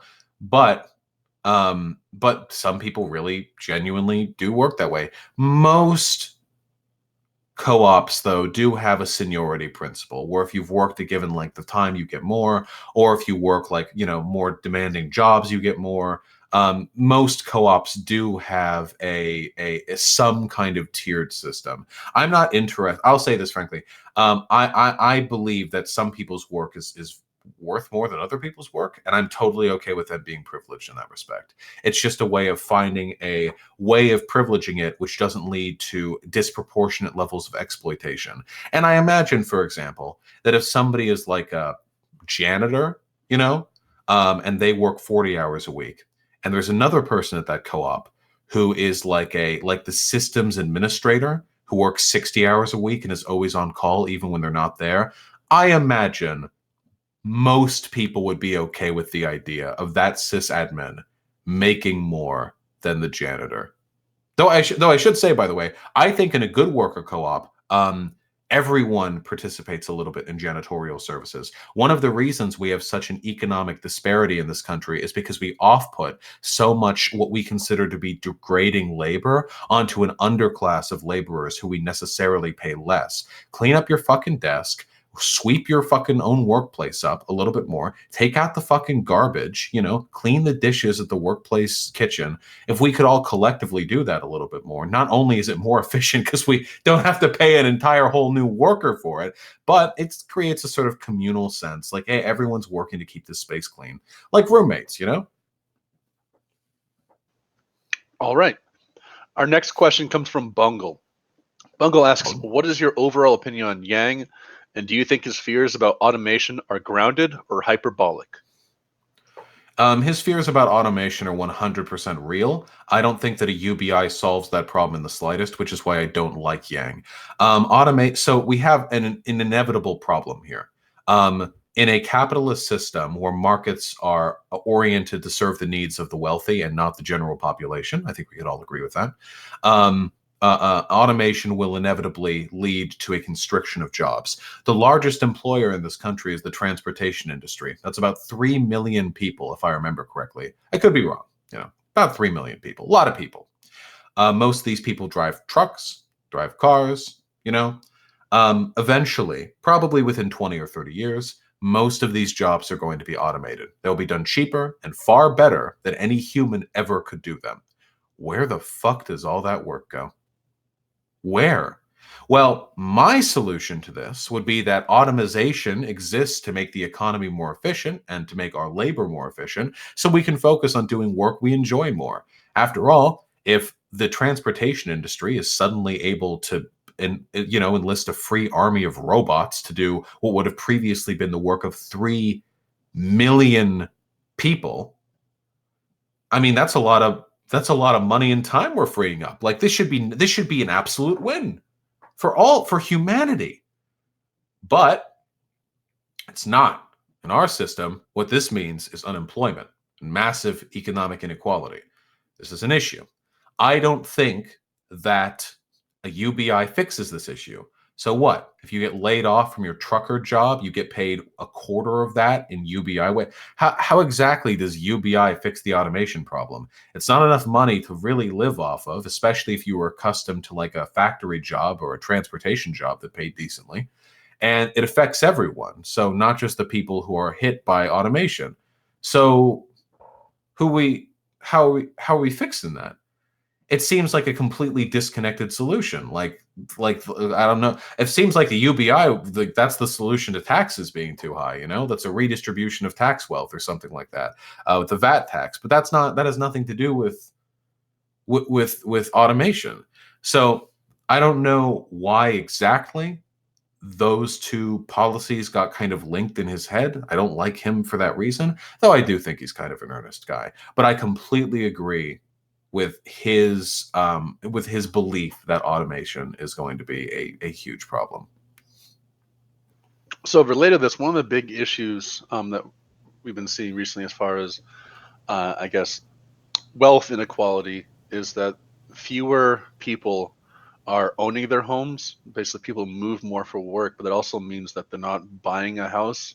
And of Mhm. course, if you're renting, you've got to pay, the cost of the landlord, and then they make some money off it, and you're not building wealth either. Um, I assume you see this as a major problem, but is there any way you would try to address that in a Vaush utopia? Um, could you address what specifically? I'm sorry, my girlfriend's cat just typed up a slurry in chat, and I was confused and upset for a moment before realizing it was the cat. No, basically the issues of renting and wealth. Yeah. So I believe in the decommodification of housing, or at least the partial decommodification of housing. Housing is something that absolutely everybody needs under no circumstance. Like, I mean, if you really want to hike it out in the woods, you're totally free to. Most people need houses. And it seems weird. I mean, rent here, like it's sociopathic, really, the renting. Like really think about it. The point of renting is that if you have something you want, but you only need it for a little bit, you pay some money, like for a given length of time, and then you return it. This process does not work for home ownership. The smallest length of time people ever really stay in one place is a year, barring exceptional circumstances. Most people will stay in rented places for far longer than that. My parents, have been staying together in the same slowly increasing in price rented apartment for 24 years. What does renting do with like a house? Why do we do that? Like really think about it. Now, obviously, the idea is every time you move, you don't want to build a new house, obviously. So, and there's not infinite land. So you want to take a house that already exists and stay there. And the way we have it now is rather than a person just sort of being there, we have to commodify it, of course. So somebody has to be paid. I mean, we can't just give these up for free, right? The people just take as many as they could. I think in a sane system, we would pay the government. I think the government would own this. I think so. Or massive housing co-ops. That's also a good idea. But when private companies own this, there's the rent is literally just like money being taken from you for no reason. It's an investment where everyone else pays the price. If you buy a place and rent it out to other people, you are mathematically guaranteeing after a certain point in time that more people are going to pay you money than what it was originally worth. You're sapping money from the people who want to live there for nothing. You provide nothing for them. Maybe you fix the plumbing now and again. You, beyond very minor things, you provide nothing. It's just a system to extract wealth from people because everybody needs to live in a house, unless you're hiking it out in the forest. Very few people can afford to buy one, especially in this economy. It's just a system to redistribute wealth from the poor to the wealthy disproportionately. I think that broad housing co-ops or nationalization of housing, where people pay a very small and sort of set amount, would be a good idea. The reason rent control doesn't work in our current system is because it disincentivizes the production of new housing, which means paradoxically that housing surrounding the rent controlled area increases in price because there's not as much competition to drive the price down. Rent control only functionally works if there is an incentive to continue build housing, even if you're not going to make a fuck ton of money on it, which would be either when the government does it or when housing co-ops do it. That's my suggestion. Okay, so there's something I'm aware of that sounds vaguely similar. It's not the same, but in communist China, which I'm sure you'll disagree that they're even communist in the first place, but in the People's I Republic will, of but China, go for it. sure. So the People's Republic of China, they have a kind of lease system where the government gives extremely long leases. I think it's 99 or 100 years, but the government basically owns all the property, and everyone's renting it from the government. But it's for such a long time; it's more than your lifetime. Do you think that's a good kind of system to have? I'm not aware of the particulars, but my ideal system would be one in which there are caps on the price of renting a place, which do not decrease the production of new housing because the housing is controlled by an entity that will produce houses exigent a desire to make a fuck ton of money off of it. So if that system in China succeeds in doing that, which it may well possibly do, then I would probably be in favor of it. Yeah. Yeah. The only thing I don't necessarily like from that is it means that you can't have like heritage housing. I do like the idea of like a family house. You know, there's a lot of culture and sort of longevity that I think are valuable when you can pass a house down from one family to another. But yeah, I don't know. I'd have to look at the specifics. It should be noted that when it comes to the housing system, there is no perfect answer. There is no system that will not leave some people regretting the transition to that system. Every system will have its benefits. I will lean towards systems that promote equality more so than any other, and try to maximize human happiness. But I don't think there's any way to like partition this perfectly. You know, I sometimes think there are perfect upgrades. I don't think there is this time.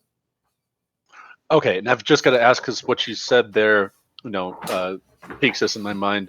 You know, you were saying you like the idea of having family houses that are passed down. How do you generally feel about inheritance? Like, is there a certain amount that's tolerable, or should that be taxed in pretty much all cases? I'm fine with inheritance is good to me when it promotes sort of cultural longevity, but not good to me when it allows for a transfer of power. When the inheritance that you're receiving is like $100 million and like 2 mansions out in the Canes, you know, what you're essentially having passed down to you is political power, because that's power to buy senators, that's power to buy elections. And I don't like that, not even remotely. However, like if there's a family and they've lived up in Maine since the 1800s and they've got a big old stone house with, you know, and it's not perfect, it's a little leaky in the winter, but it's got a nice big rug and it's got a big fireplace and whew, you know. And even if that house is worth a lot, as it probably is, given housing prices have increased somewhat over the past 150 years, I think there's value in having that go down through the family, you know? Culture is important. The ability to relate to your environment is important. Being alienated from your housing because it never feels like anything is truly yours, I mean, that can suck sometimes. Now, I feel like my family home is truly mine, even though that place is rented and I've only lived there for 20 or so years. Maybe you don't need to have intergenerational housing to truly preserve that feeling. But at the same time, you know, what if you're living on the cusp of the owner's death? What if you've been living in a place for 30 years and then the owner dies and it was your family, but now what? You have to get rid of that? Does that have to go back to the state? I think that inheritance tax should probably be selectively built to target forms of wealth acquisition that disproportionately afford power or economic status, but should probably leave alone things that could be reasonably personally you know, consumed and enjoyed by an individual. In essence, target the private property, but not the personal. All right. I will Next never question. answer a question quickly. So next question comes from Fingerhead. Fingerhead asks, what would need to happen in order for the abolishment of borders to become achievable or even desirable? That's like that's like very, very far down the line. That's like hundreds of years, like socialist revolutions already done. Like that would be when you're ready for like the one world government, basically, or the massive commune that stretches from sea to sea. That's honestly, that's so far down the line. Like I can't even fathom it at the moment with how we are right now. All right. I know we've got a lot of questions from this guy, but he's been asking good ones. Bird Lawyer asks, with the removal of the individual donor limit from debates, what else do you think the DNC will do to stop Bernie from getting the nomination? Well, the article recently came out. About some of those DNC staffers conspiring to vote such that the superdelegates could participate in the first ballot rather than the second ballot. That would probably fuck over Bernie Sanders, because the superdelegates would almost certainly throw their weight behind Bernie Sanders, not Bernie Sanders, Joe Biden.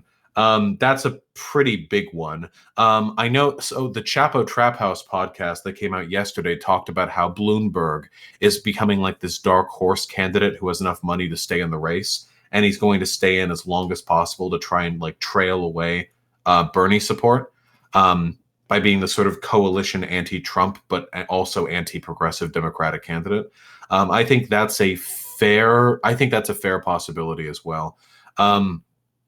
There's also the possibility that the appointed delegates for the DNC primary election just don't vote along with the votes of their state. That's always it could be, that Bernie wins Iowa and New Hampshire, and then the delegates from those states just put their votes behind Biden anyway, or some shit like that. The DNC's like election system is disgusting, and it is designed very deliberately to prevent candidates who the DNC does not want to front from being the presidential candidate. So we definitely have an uphill battle ahead of us.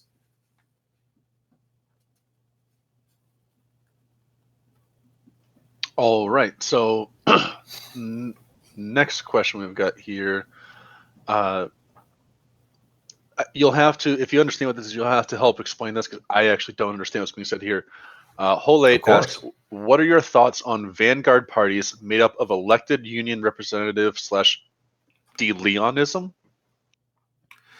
So a vanguard party is like a small elite group of politically active individuals who facilitate a transition from a capitalist society into a socialist one. I will say this.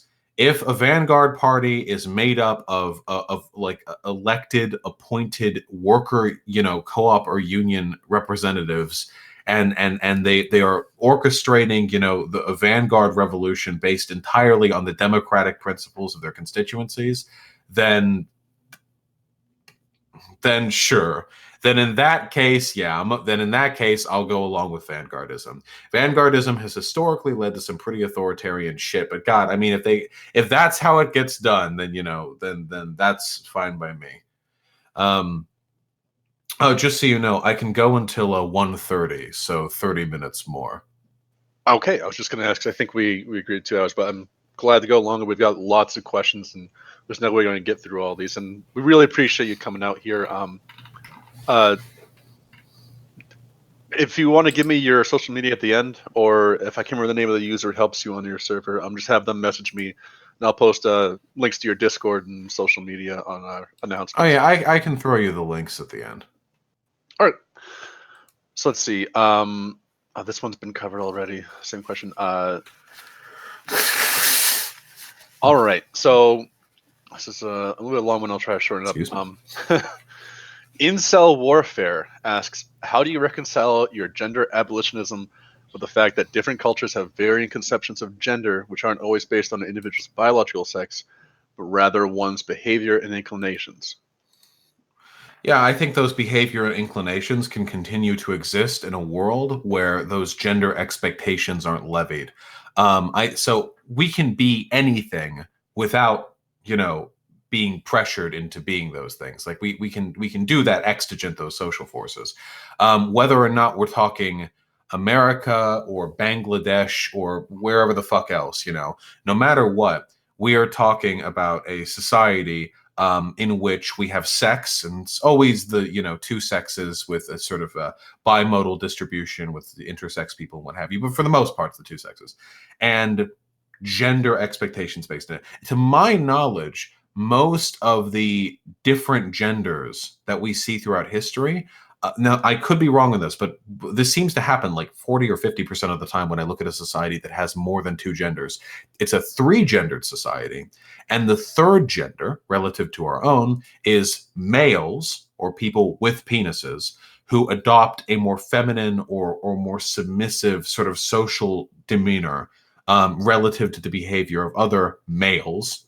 And they follow through with different, sort of expectations, contingent to that. But all of these things can happen without the genders themselves. You can just do those things. I guess some people would call it colonial that I want to abolish gender because gender is very important to other societies, but gender is important to our society. Gender is so fucking important to most Americans. Americans go crazy over gender. We got watch movies. People love gender, So I am ubiquitous here in my opposition to cultural long-standing cultural tradition. All right. Nikolai wants to know, what is the best Zelda game? What's the best what? Sorry, what is the best Zelda game? I haven't played Breath of the Wild. So I mean, my vote probably has to go to Majora's Mask. I played it on stream again recently, and I was really taken away by how incredible it was, how dark it was, surprisingly. I mean, Zelda just has so many good games to go through. Breath of the Wild, obviously, Wind Waker, Ocarina of Time, Majora's Mask. People don't, Link's Awakening was also like really, really good. Twilight Princess was also pretty good. I think it had a lot of flaws. The art style of Twilight Princess, I think maybe. Oh, sorry, Ocarina. Jesus Christ, you fucking animals. Yeah. There's so many good games to choose from. I think Majora's Mask has to be my pick. All right. And so we recently, we do these AMAs like once or twice a week. We recently had on a guy, really cool, really civil, Larry Sharp. Just curious, start out. Have you ever heard of him? Larry Sharp? Yeah. I've not heard of this person, no. All right. So he is a libertarian politician. He ran for governor in New York in 2018, got I think like 100,000 votes. And you'll be happy to know he's not a Nazi. He's actually Nice. African American. So it'd be really awkward if he was. I've talked to a few black Nazis, my man, but yeah, it is a little awkward, but it comes up. Wait, that's a thing? Mm-hmm. Historically and contemporarily, yeah. Okay, that's news for me, I guess. I'm gonna need to look that up. But yeah, it's pretty wild. So he has actually expressed interest in having a debate, or rather, more preferentially, a discussion with you about capitalism and its morality. Would you be interested in that at some point in the future? Oh, good Lord. Yeah, former political candidate. Yeah, it seems like a good poll. My main curiosity would be, as long as they're aware that I'm not like a hard advocate for like a centralized planning or anything. I'd be arguing from the position of a market socialist, worker co-ops and what have you, not from the position of someone who believes the government should own and dolly out everything. As long as they know that, then yeah. All right, cool. I'll message you after this to try to get that set up. So next question we've got here, Bird Lawyer. Your question about power and politics. Are you still here, Bird Lawyer? Bro. All right. Oh, okay. Yeah. So you said that you're never a Bernie or bust person. How are you going to continue to hold power in election politics if you're not going to stand for ultimatums that you set? Because I don't think that back the candidate we want or will not vote at all or vote for a different one or whatever. I don't think it works as an ultimatum, because I don't think the DNC cares about winning the presidency that much. I think they care about putting a show on for it, but I think most of because life continues as expected for them one way or the other, Their life is easier when Trump is in charge. They don't have to do anything. They can't do anything. All they can really do is, crow from the seats of the House of Representatives and the Senate. It makes it very easy for them. So I don't think that's an effective ultimatum, because I don't think they care. I don't think they'll change anything. They'll just keep losing over and over and over again. I don't think it bothers them. I think the best thing that you can really do is put so much pressure on them during an electoral season that if they they bulk you, if they fuck you over, if they don't support the candidate of your choosing, Sanders or what have you, that you can sort of make a big show of their their corruption, their unwillingness to bend to the public will, and in doing so, you threaten the party's electability, not just for the presidency, but for their their Senate and House races as well. I think that the time to protest is the 2-year election cycle, and the time to fall in line or get nothing done elsewise is during the actual general election. But that's just my personal opinion. It could be entirely possible that the material benefit that you derive from threatening or for holding the DNC hostage with Bernie over Biden or whatever is actually you actually get more out of that than you would from supporting Biden over Trump. Then I could believe that. I will say this though, my Bernie or bust kill switch in the back of my neck will definitely be getting closer to being flipped. If we'll see how this whole we'll see how Iowa goes. Maybe I'm a little closer than I say I am.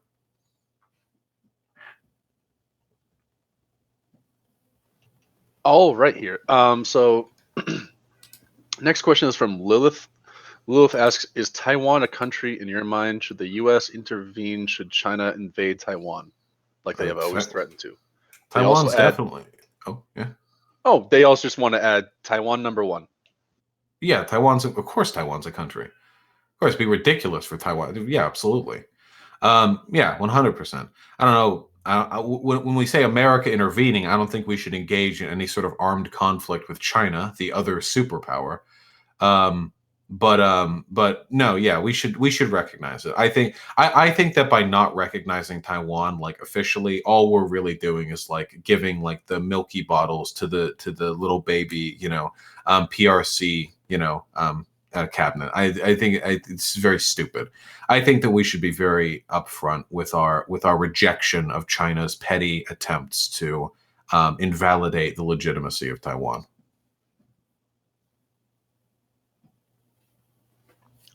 All right. Next question. Let's see here.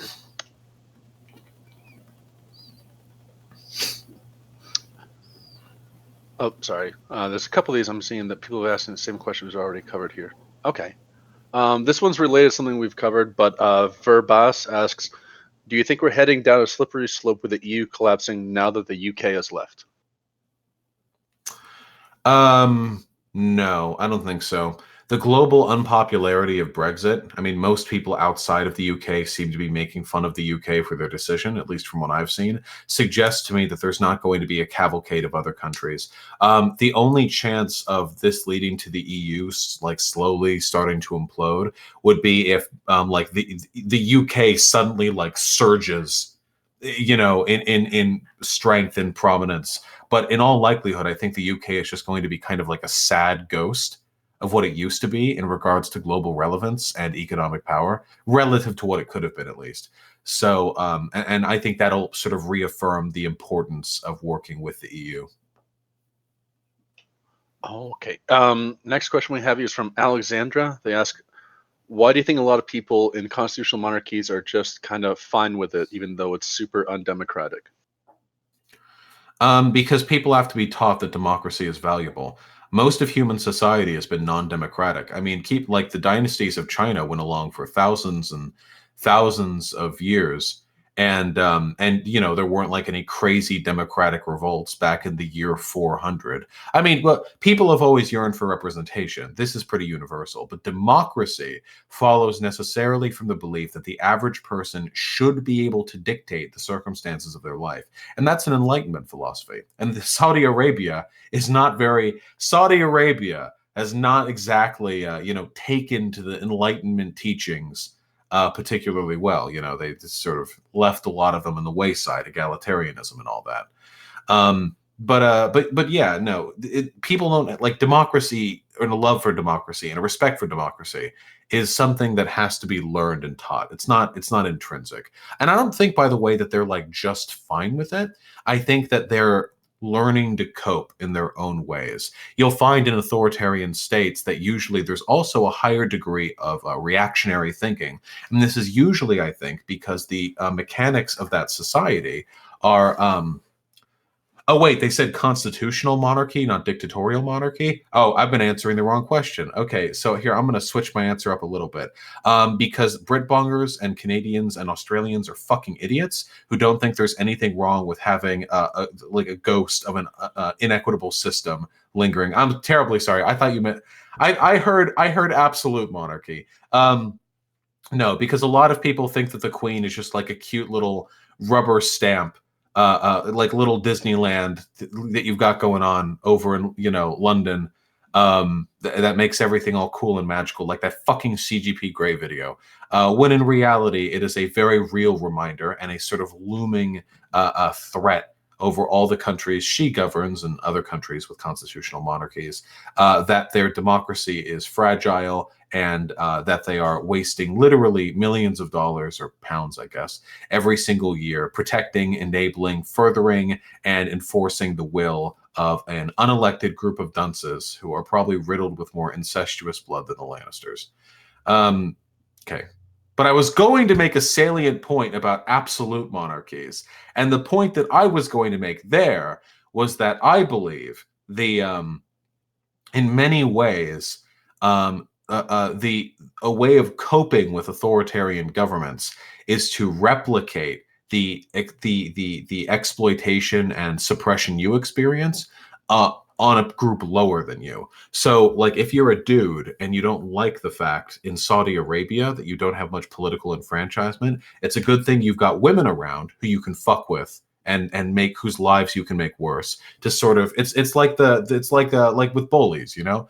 When you bully a kid at school or whatever, it's usually because you yourself were bullied and like the chain continues. I feel this way. Now it take a little while. Sorry. All right. So gaming is asking, well, they say, my dad is considering to vote Bloomberg. Any reasons I can tell him why he shouldn't and why it would be more beneficial to vote Bernie? Because Bloomberg was known to be a horrible fucking boss, because Bloomberg has no broader support from the population and has literally bought his way into the DNC. He literally donated like $314,000 just the other day to the DNC so that he could get in on the next debate. He is leveraging his billionaire status to just buy his way into the presidency. Yeah, stop and frisk. Obviously, he like sort of chartered that over in New York City. Got a lot of black folk, you know, real nice and frisked. No, he's just a horrible dude. There are tons of accounts of him, like in his engagements with his employees too. He's a horrible person. Bloomberg is just a piece of shit autocrat, a petty little tyrant who is trying to leverage his wealth to buy the presidency. In this era, there is nothing more disgusting than somebody who's willing to subvert democracy in this way. Oh, and yeah, he banned big gulps. Sorry. That's just intolerable. Yeah. And so my understanding, this may be incorrect, so I'm just going to state this and shoot me if I'm wrong, but didn't the DNC have a minimum donator requirement until all the minorities dropped out? I mean, they've changed them multiple times. They had a minimum, so they have escalating debate. So they have escalating tiers of debate viability. for the for each of the subsequent debates. And for a while, you know, so in the very first debate, they had like you had to make a minimum amount, and Mike Gravel made that amount. He passed, and they just didn't let him on anyway.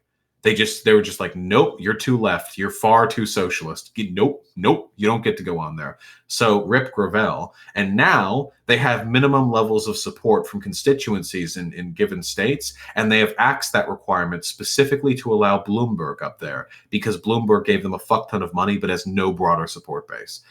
They do this all the time. The way the DNC, like some of the staffers were talking about, like changing it so the super delegates could interfere with the first ballot as well. Just this massive tendency, this pattern of subverting the democratic will. Genuinely disgusting. All right. Locks asks, how would market socialism avoid the profit motive, as competition is inherent to markets, and further down the line, the return of monopolies? It wouldn't. It wouldn't. You can't fix that. Decommodification fixes that. One step at a time. Workers need to be in power of society before we can fix other problems. But an important point to keep in mind, the profit motive can be selectively damaging. The profit motive, let's take, for example, global warming. Why do we argue about global warming in this country? Well, it's because, more or less entirely because the Koch brother and Murdoch and all these other dipshit right-wing billionaires have astroturfed, you know, like a discourse about it, providing enormous amounts of money and political support and media attention to people who are willing to disprove the global warming narrative. And now we have all these countries that are debating whether or not global warming is a thing. And all of these are countries where Murdoch owns media, you know, coincidentally. These massive conversations, in spite of the fact that everyone knows this to be the case. Every single person knows this. Global warming is real. And it's happening. Like, the USA is like the leader of debating on this. Like, it's crazy.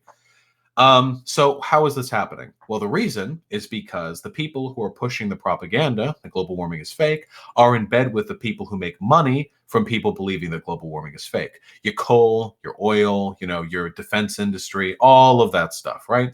Well, why are those companies willing to destroy the planet and collaborate with media billionaires if it just means making more money? Well, that's because the people who are making money from those industries are so wealthy and so powerful that they personally will not experience the consequences of the world being melted over by global warming. If you're a wealthy CEO of a oil tycoon, like, you're not going to experience global warming. You could live 100 more years and you would always have a blimp that you could live in. Like, there's always something you'll survive. But if the media companies and the oil, gas, whatever companies are collectively owned, that means the people who are making those decisions are middle class or thereabouts. And if they're middle class, they will experience the effects of climate change. They will feel the impact. The outcome will affect them. And they now, even though they are still affected by the profit motive, have an incredibly powerful counter narrative, a counter motive. Don't let the planet die. We will suffer from it. So an industry, hundreds of thousands, millions of people strong, which was before completely organized around the interests of just a few billionaires, is now being organized around the collective interests of hundreds of thousands of working class Americans. That is a strong incentive against pushing anti-climate change narrative. Very, very strong incentive, because they will now feel the impact of it. Should it happen? Should they lie about it? That's my answer.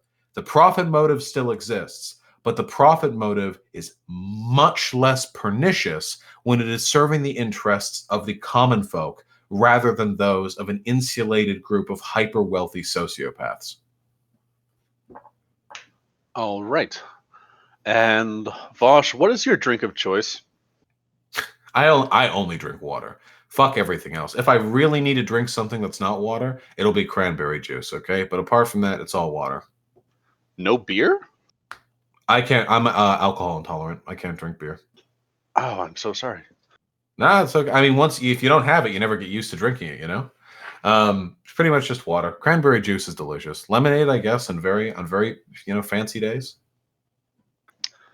Fancy days. Okay. So, next question. Do you believe that fascism is a term that's thrown around a lot? And is it, fascism genuinely on the rise in the West? Oh, unquestionably. Oh, yeah, 100%. Yeah. Look at the increase of far right movements across Europe. Look at what's going on right here in this country. Now, mind you, America has been fascist, or at least fascist leaning, for a pretty long time. People underuse the term fascism and overuse the term Nazi, in my opinion. So Nazi, like fascist, but with a Jewish question. It's a little more complicated than that, but I try to be selective with the Nazi thing. Whereas the fascism thing, I mean, the Republican Party is fascist. Now, do we live in a fascist government? No, of course not. We live in democracy, a republic and a democracy.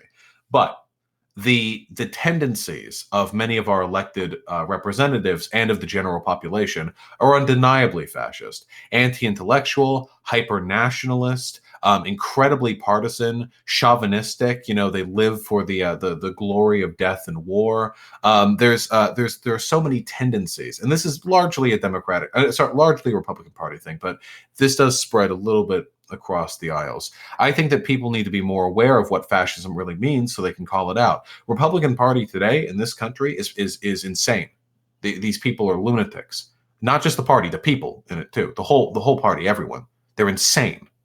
I've never met like a reasonable. Every time I meet a reasonable Republican, they spend the entire time apologizing for all the positions of the Republican Party, and then I ask them like, well, then why are you Republican? And then they repeat something they just disavowed. Like they do this all the time. I don't think there's any way to be a decent Republican in this in this country, at least not right now. It's too far gone, and it is fascist, as it's currently implemented. It doesn't have to be that way, but I think if people were more familiar with sort of the anti-democratic tendencies of the Republican Party, they would jump into that more. All right. Next question comes from Fingerhead. They ask, how do we combat the anti-intellectualism that has caused a resurgence of diseases like measles that were completely eradicated in the past? How do we? I missed the first third of that. Oh, I'm sorry. How do we combat anti-intellectualism that has caused a resurgence of diseases like measles? I mean, the easy answer is more like education spending, but a lot of it is also sort of a distrust and expertise that accompanies populism. Which is, so a lot of this is like Christian, like homeschool shit, which needs to be fixed by like bludgeoning those people. But in a broader sense, populism typically accompanies a distrust of expertise. This would be a bad element of populism. Listening to experts is very important when it comes to fucking medical conditions, like fuck, So with that, the broader answer, I think, would be an increase in education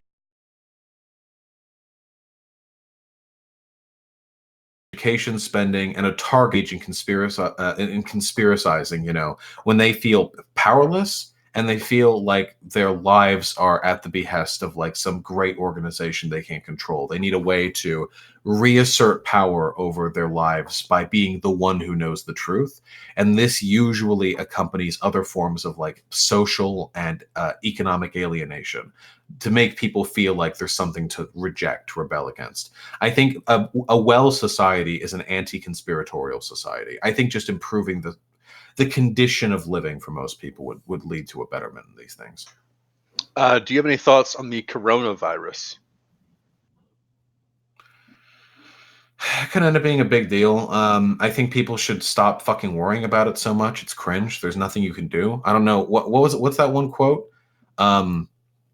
God, give me the strength to change the things I can and accept the things I can't, or something like that. Just do that. Like, why would you freak yourself out over shit you can't change? It's like you can't do anything. You're not in the government. You're not in the fucking CDC. Just chill. If you're really freaked out, just wear a mask. Whether it becomes a massive, overblown, conspiracy mongering, like nothing burger that only leads to the death of a few hundred people, or it becomes a global epidemic, you can't do anything about it. Just chill. Just fucking chill.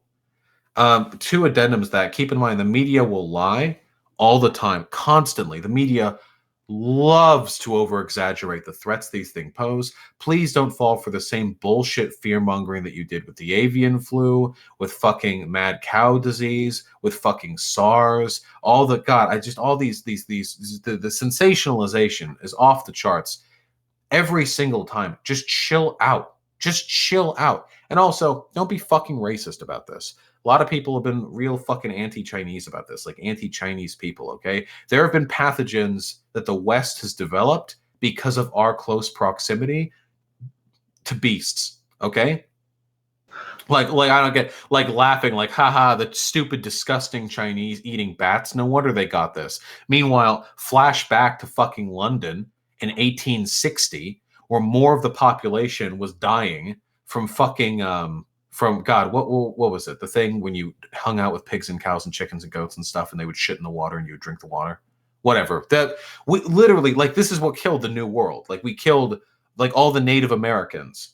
Cholera, yeah, cholera. Thank you. Like, we literally, like, millions of people have died due to cholera because of disgusting, dirty white Westerners who sleep with their goats. Okay, historically speaking, like, this is just something that happens. Plagues happen when diseases jump from animals to us. Just chill the fuck out, okay? Just don't be fucking weird about it. I agree, eating bats is gross. I think eating snails is gross, but the French do that. Yeah, we eat pigs, which are more intelligent than dogs are, or at least in the ballpark of being as intelligent as dogs. Just fucking chill. We just send pigs through like grindy, like through slaughterhouses. We vivisect them, and they're like dogs. Just don't be weird. Just, that's it. That's my answer. That's my official answer in the quote. Just don't be fucking weird. Just don't be weird. Don't be racist. Quit fear mongering. Shut up. All right, so I'm sorry, words are hard. We're nearing the end of our time. I've got two other questions I want to put in the end. Do we have time for two, or do you want to just take one? Yeah, hit it up. The only reason this takes so long is because I take so long. I recognize this is my fault. No, I appreciate it. These are thorough answers, and those are always good. So first, we've got a spicy one and then a wholesome one. So the spicy one, why is it okay to distrust economists but not scientists? Why is it okay to distrust economists but not scientists? That's correct.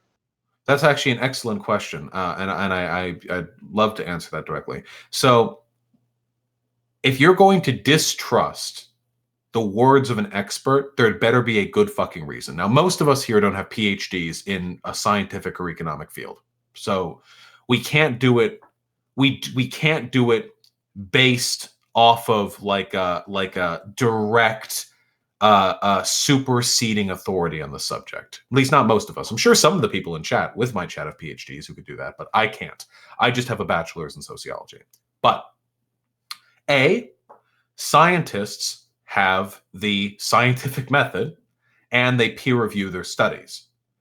Additionally, scientists don't have as much of an ideological imposition over the subjects that they are discussing. So, for example, if a scientist does a study like how do patients respond to the exposure to androgen levels and such, like, this is very direct, very immediate. There are, of course, lurking variables that could confound this, but for the most part, this is sound. You can go over the methodology if you're interested.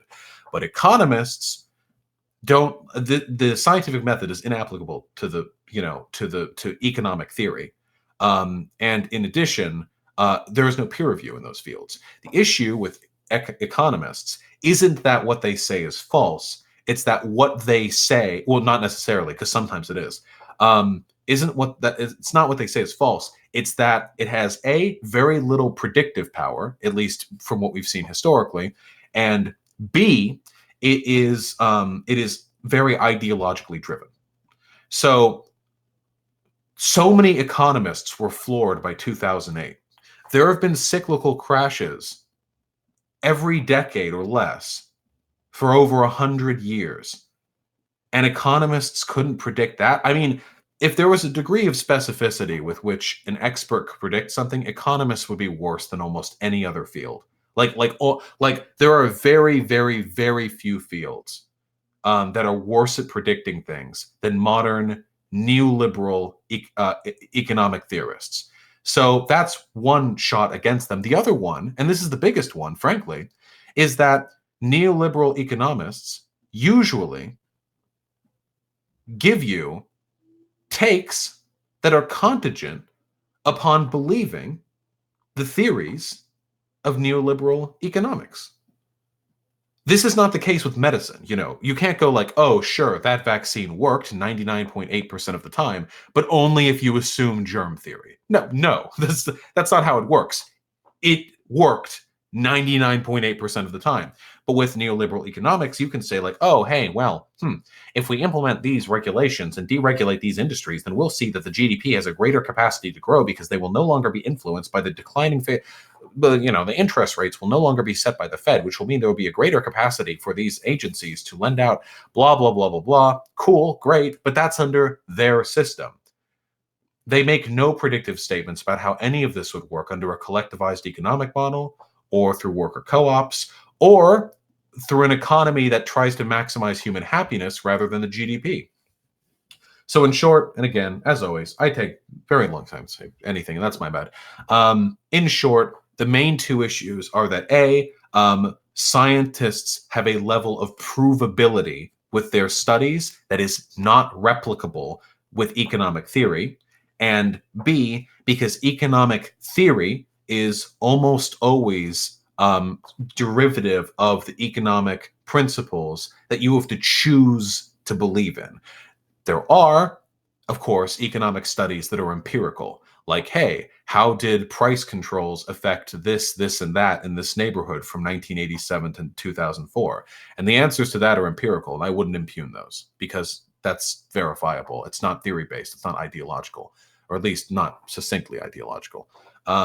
Yeah, but that's the gist of it. For the most part, by the way, I stand with neoliberal economics.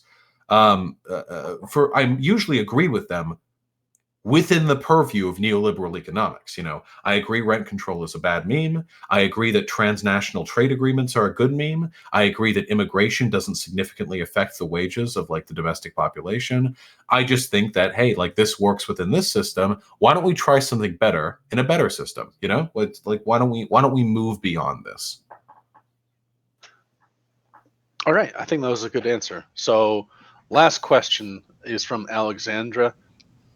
Alexandra says, I have come out to my conservative Christian family who has often made offensive jokes about queer people and was expecting a shitstorm to say the least, but I've been 100% accepted. My cousin just used my chosen name without me asking for it. My hypothesis is that a lot of people are just bigots because they haven't had either the proper education or haven't met a lot of people that they are bigoted against. Do you know if this is a thing that happens a lot? That happens to a lot of queer people coming out? Do you know if this happens a lot or why it happens? Your anecdotal experience is provable in a broader sociological sense, yes. Exposure to different types of people with different types of lives and different types of ideas is provably effective in reducing reactionary thought extensively. Now, this isn't always the case. If there are any closeted trans 16-year-olds in my chat, you know, I'm not saying you're all going to get warm receptions. Sorry. That's not always going to be the case. But yeah, it's harder to hate the things that are up close. And congratulations, by the way, on coming out. I'm glad you were received well. I really am. And yeah, hopefully, you know, to anyone listening who shares similar sentiments, we can see that reflected in the future. All right. So, everyone here, this has been Vaush. Will be posting his social media soon. This has been, again, Vaush. He's not a dirty communist. He's a clean communist. And Vaush, we really appreciate you coming out here. This has been fantastic. And I look forward to seeing more of your content soon. Really appreciate it. Of course, the pleasure is entirely mine. Yeah, I'll DM you the pertinent information. Okay. Certainly. All right. Yeah. Have a good one. Yeah, you too, man.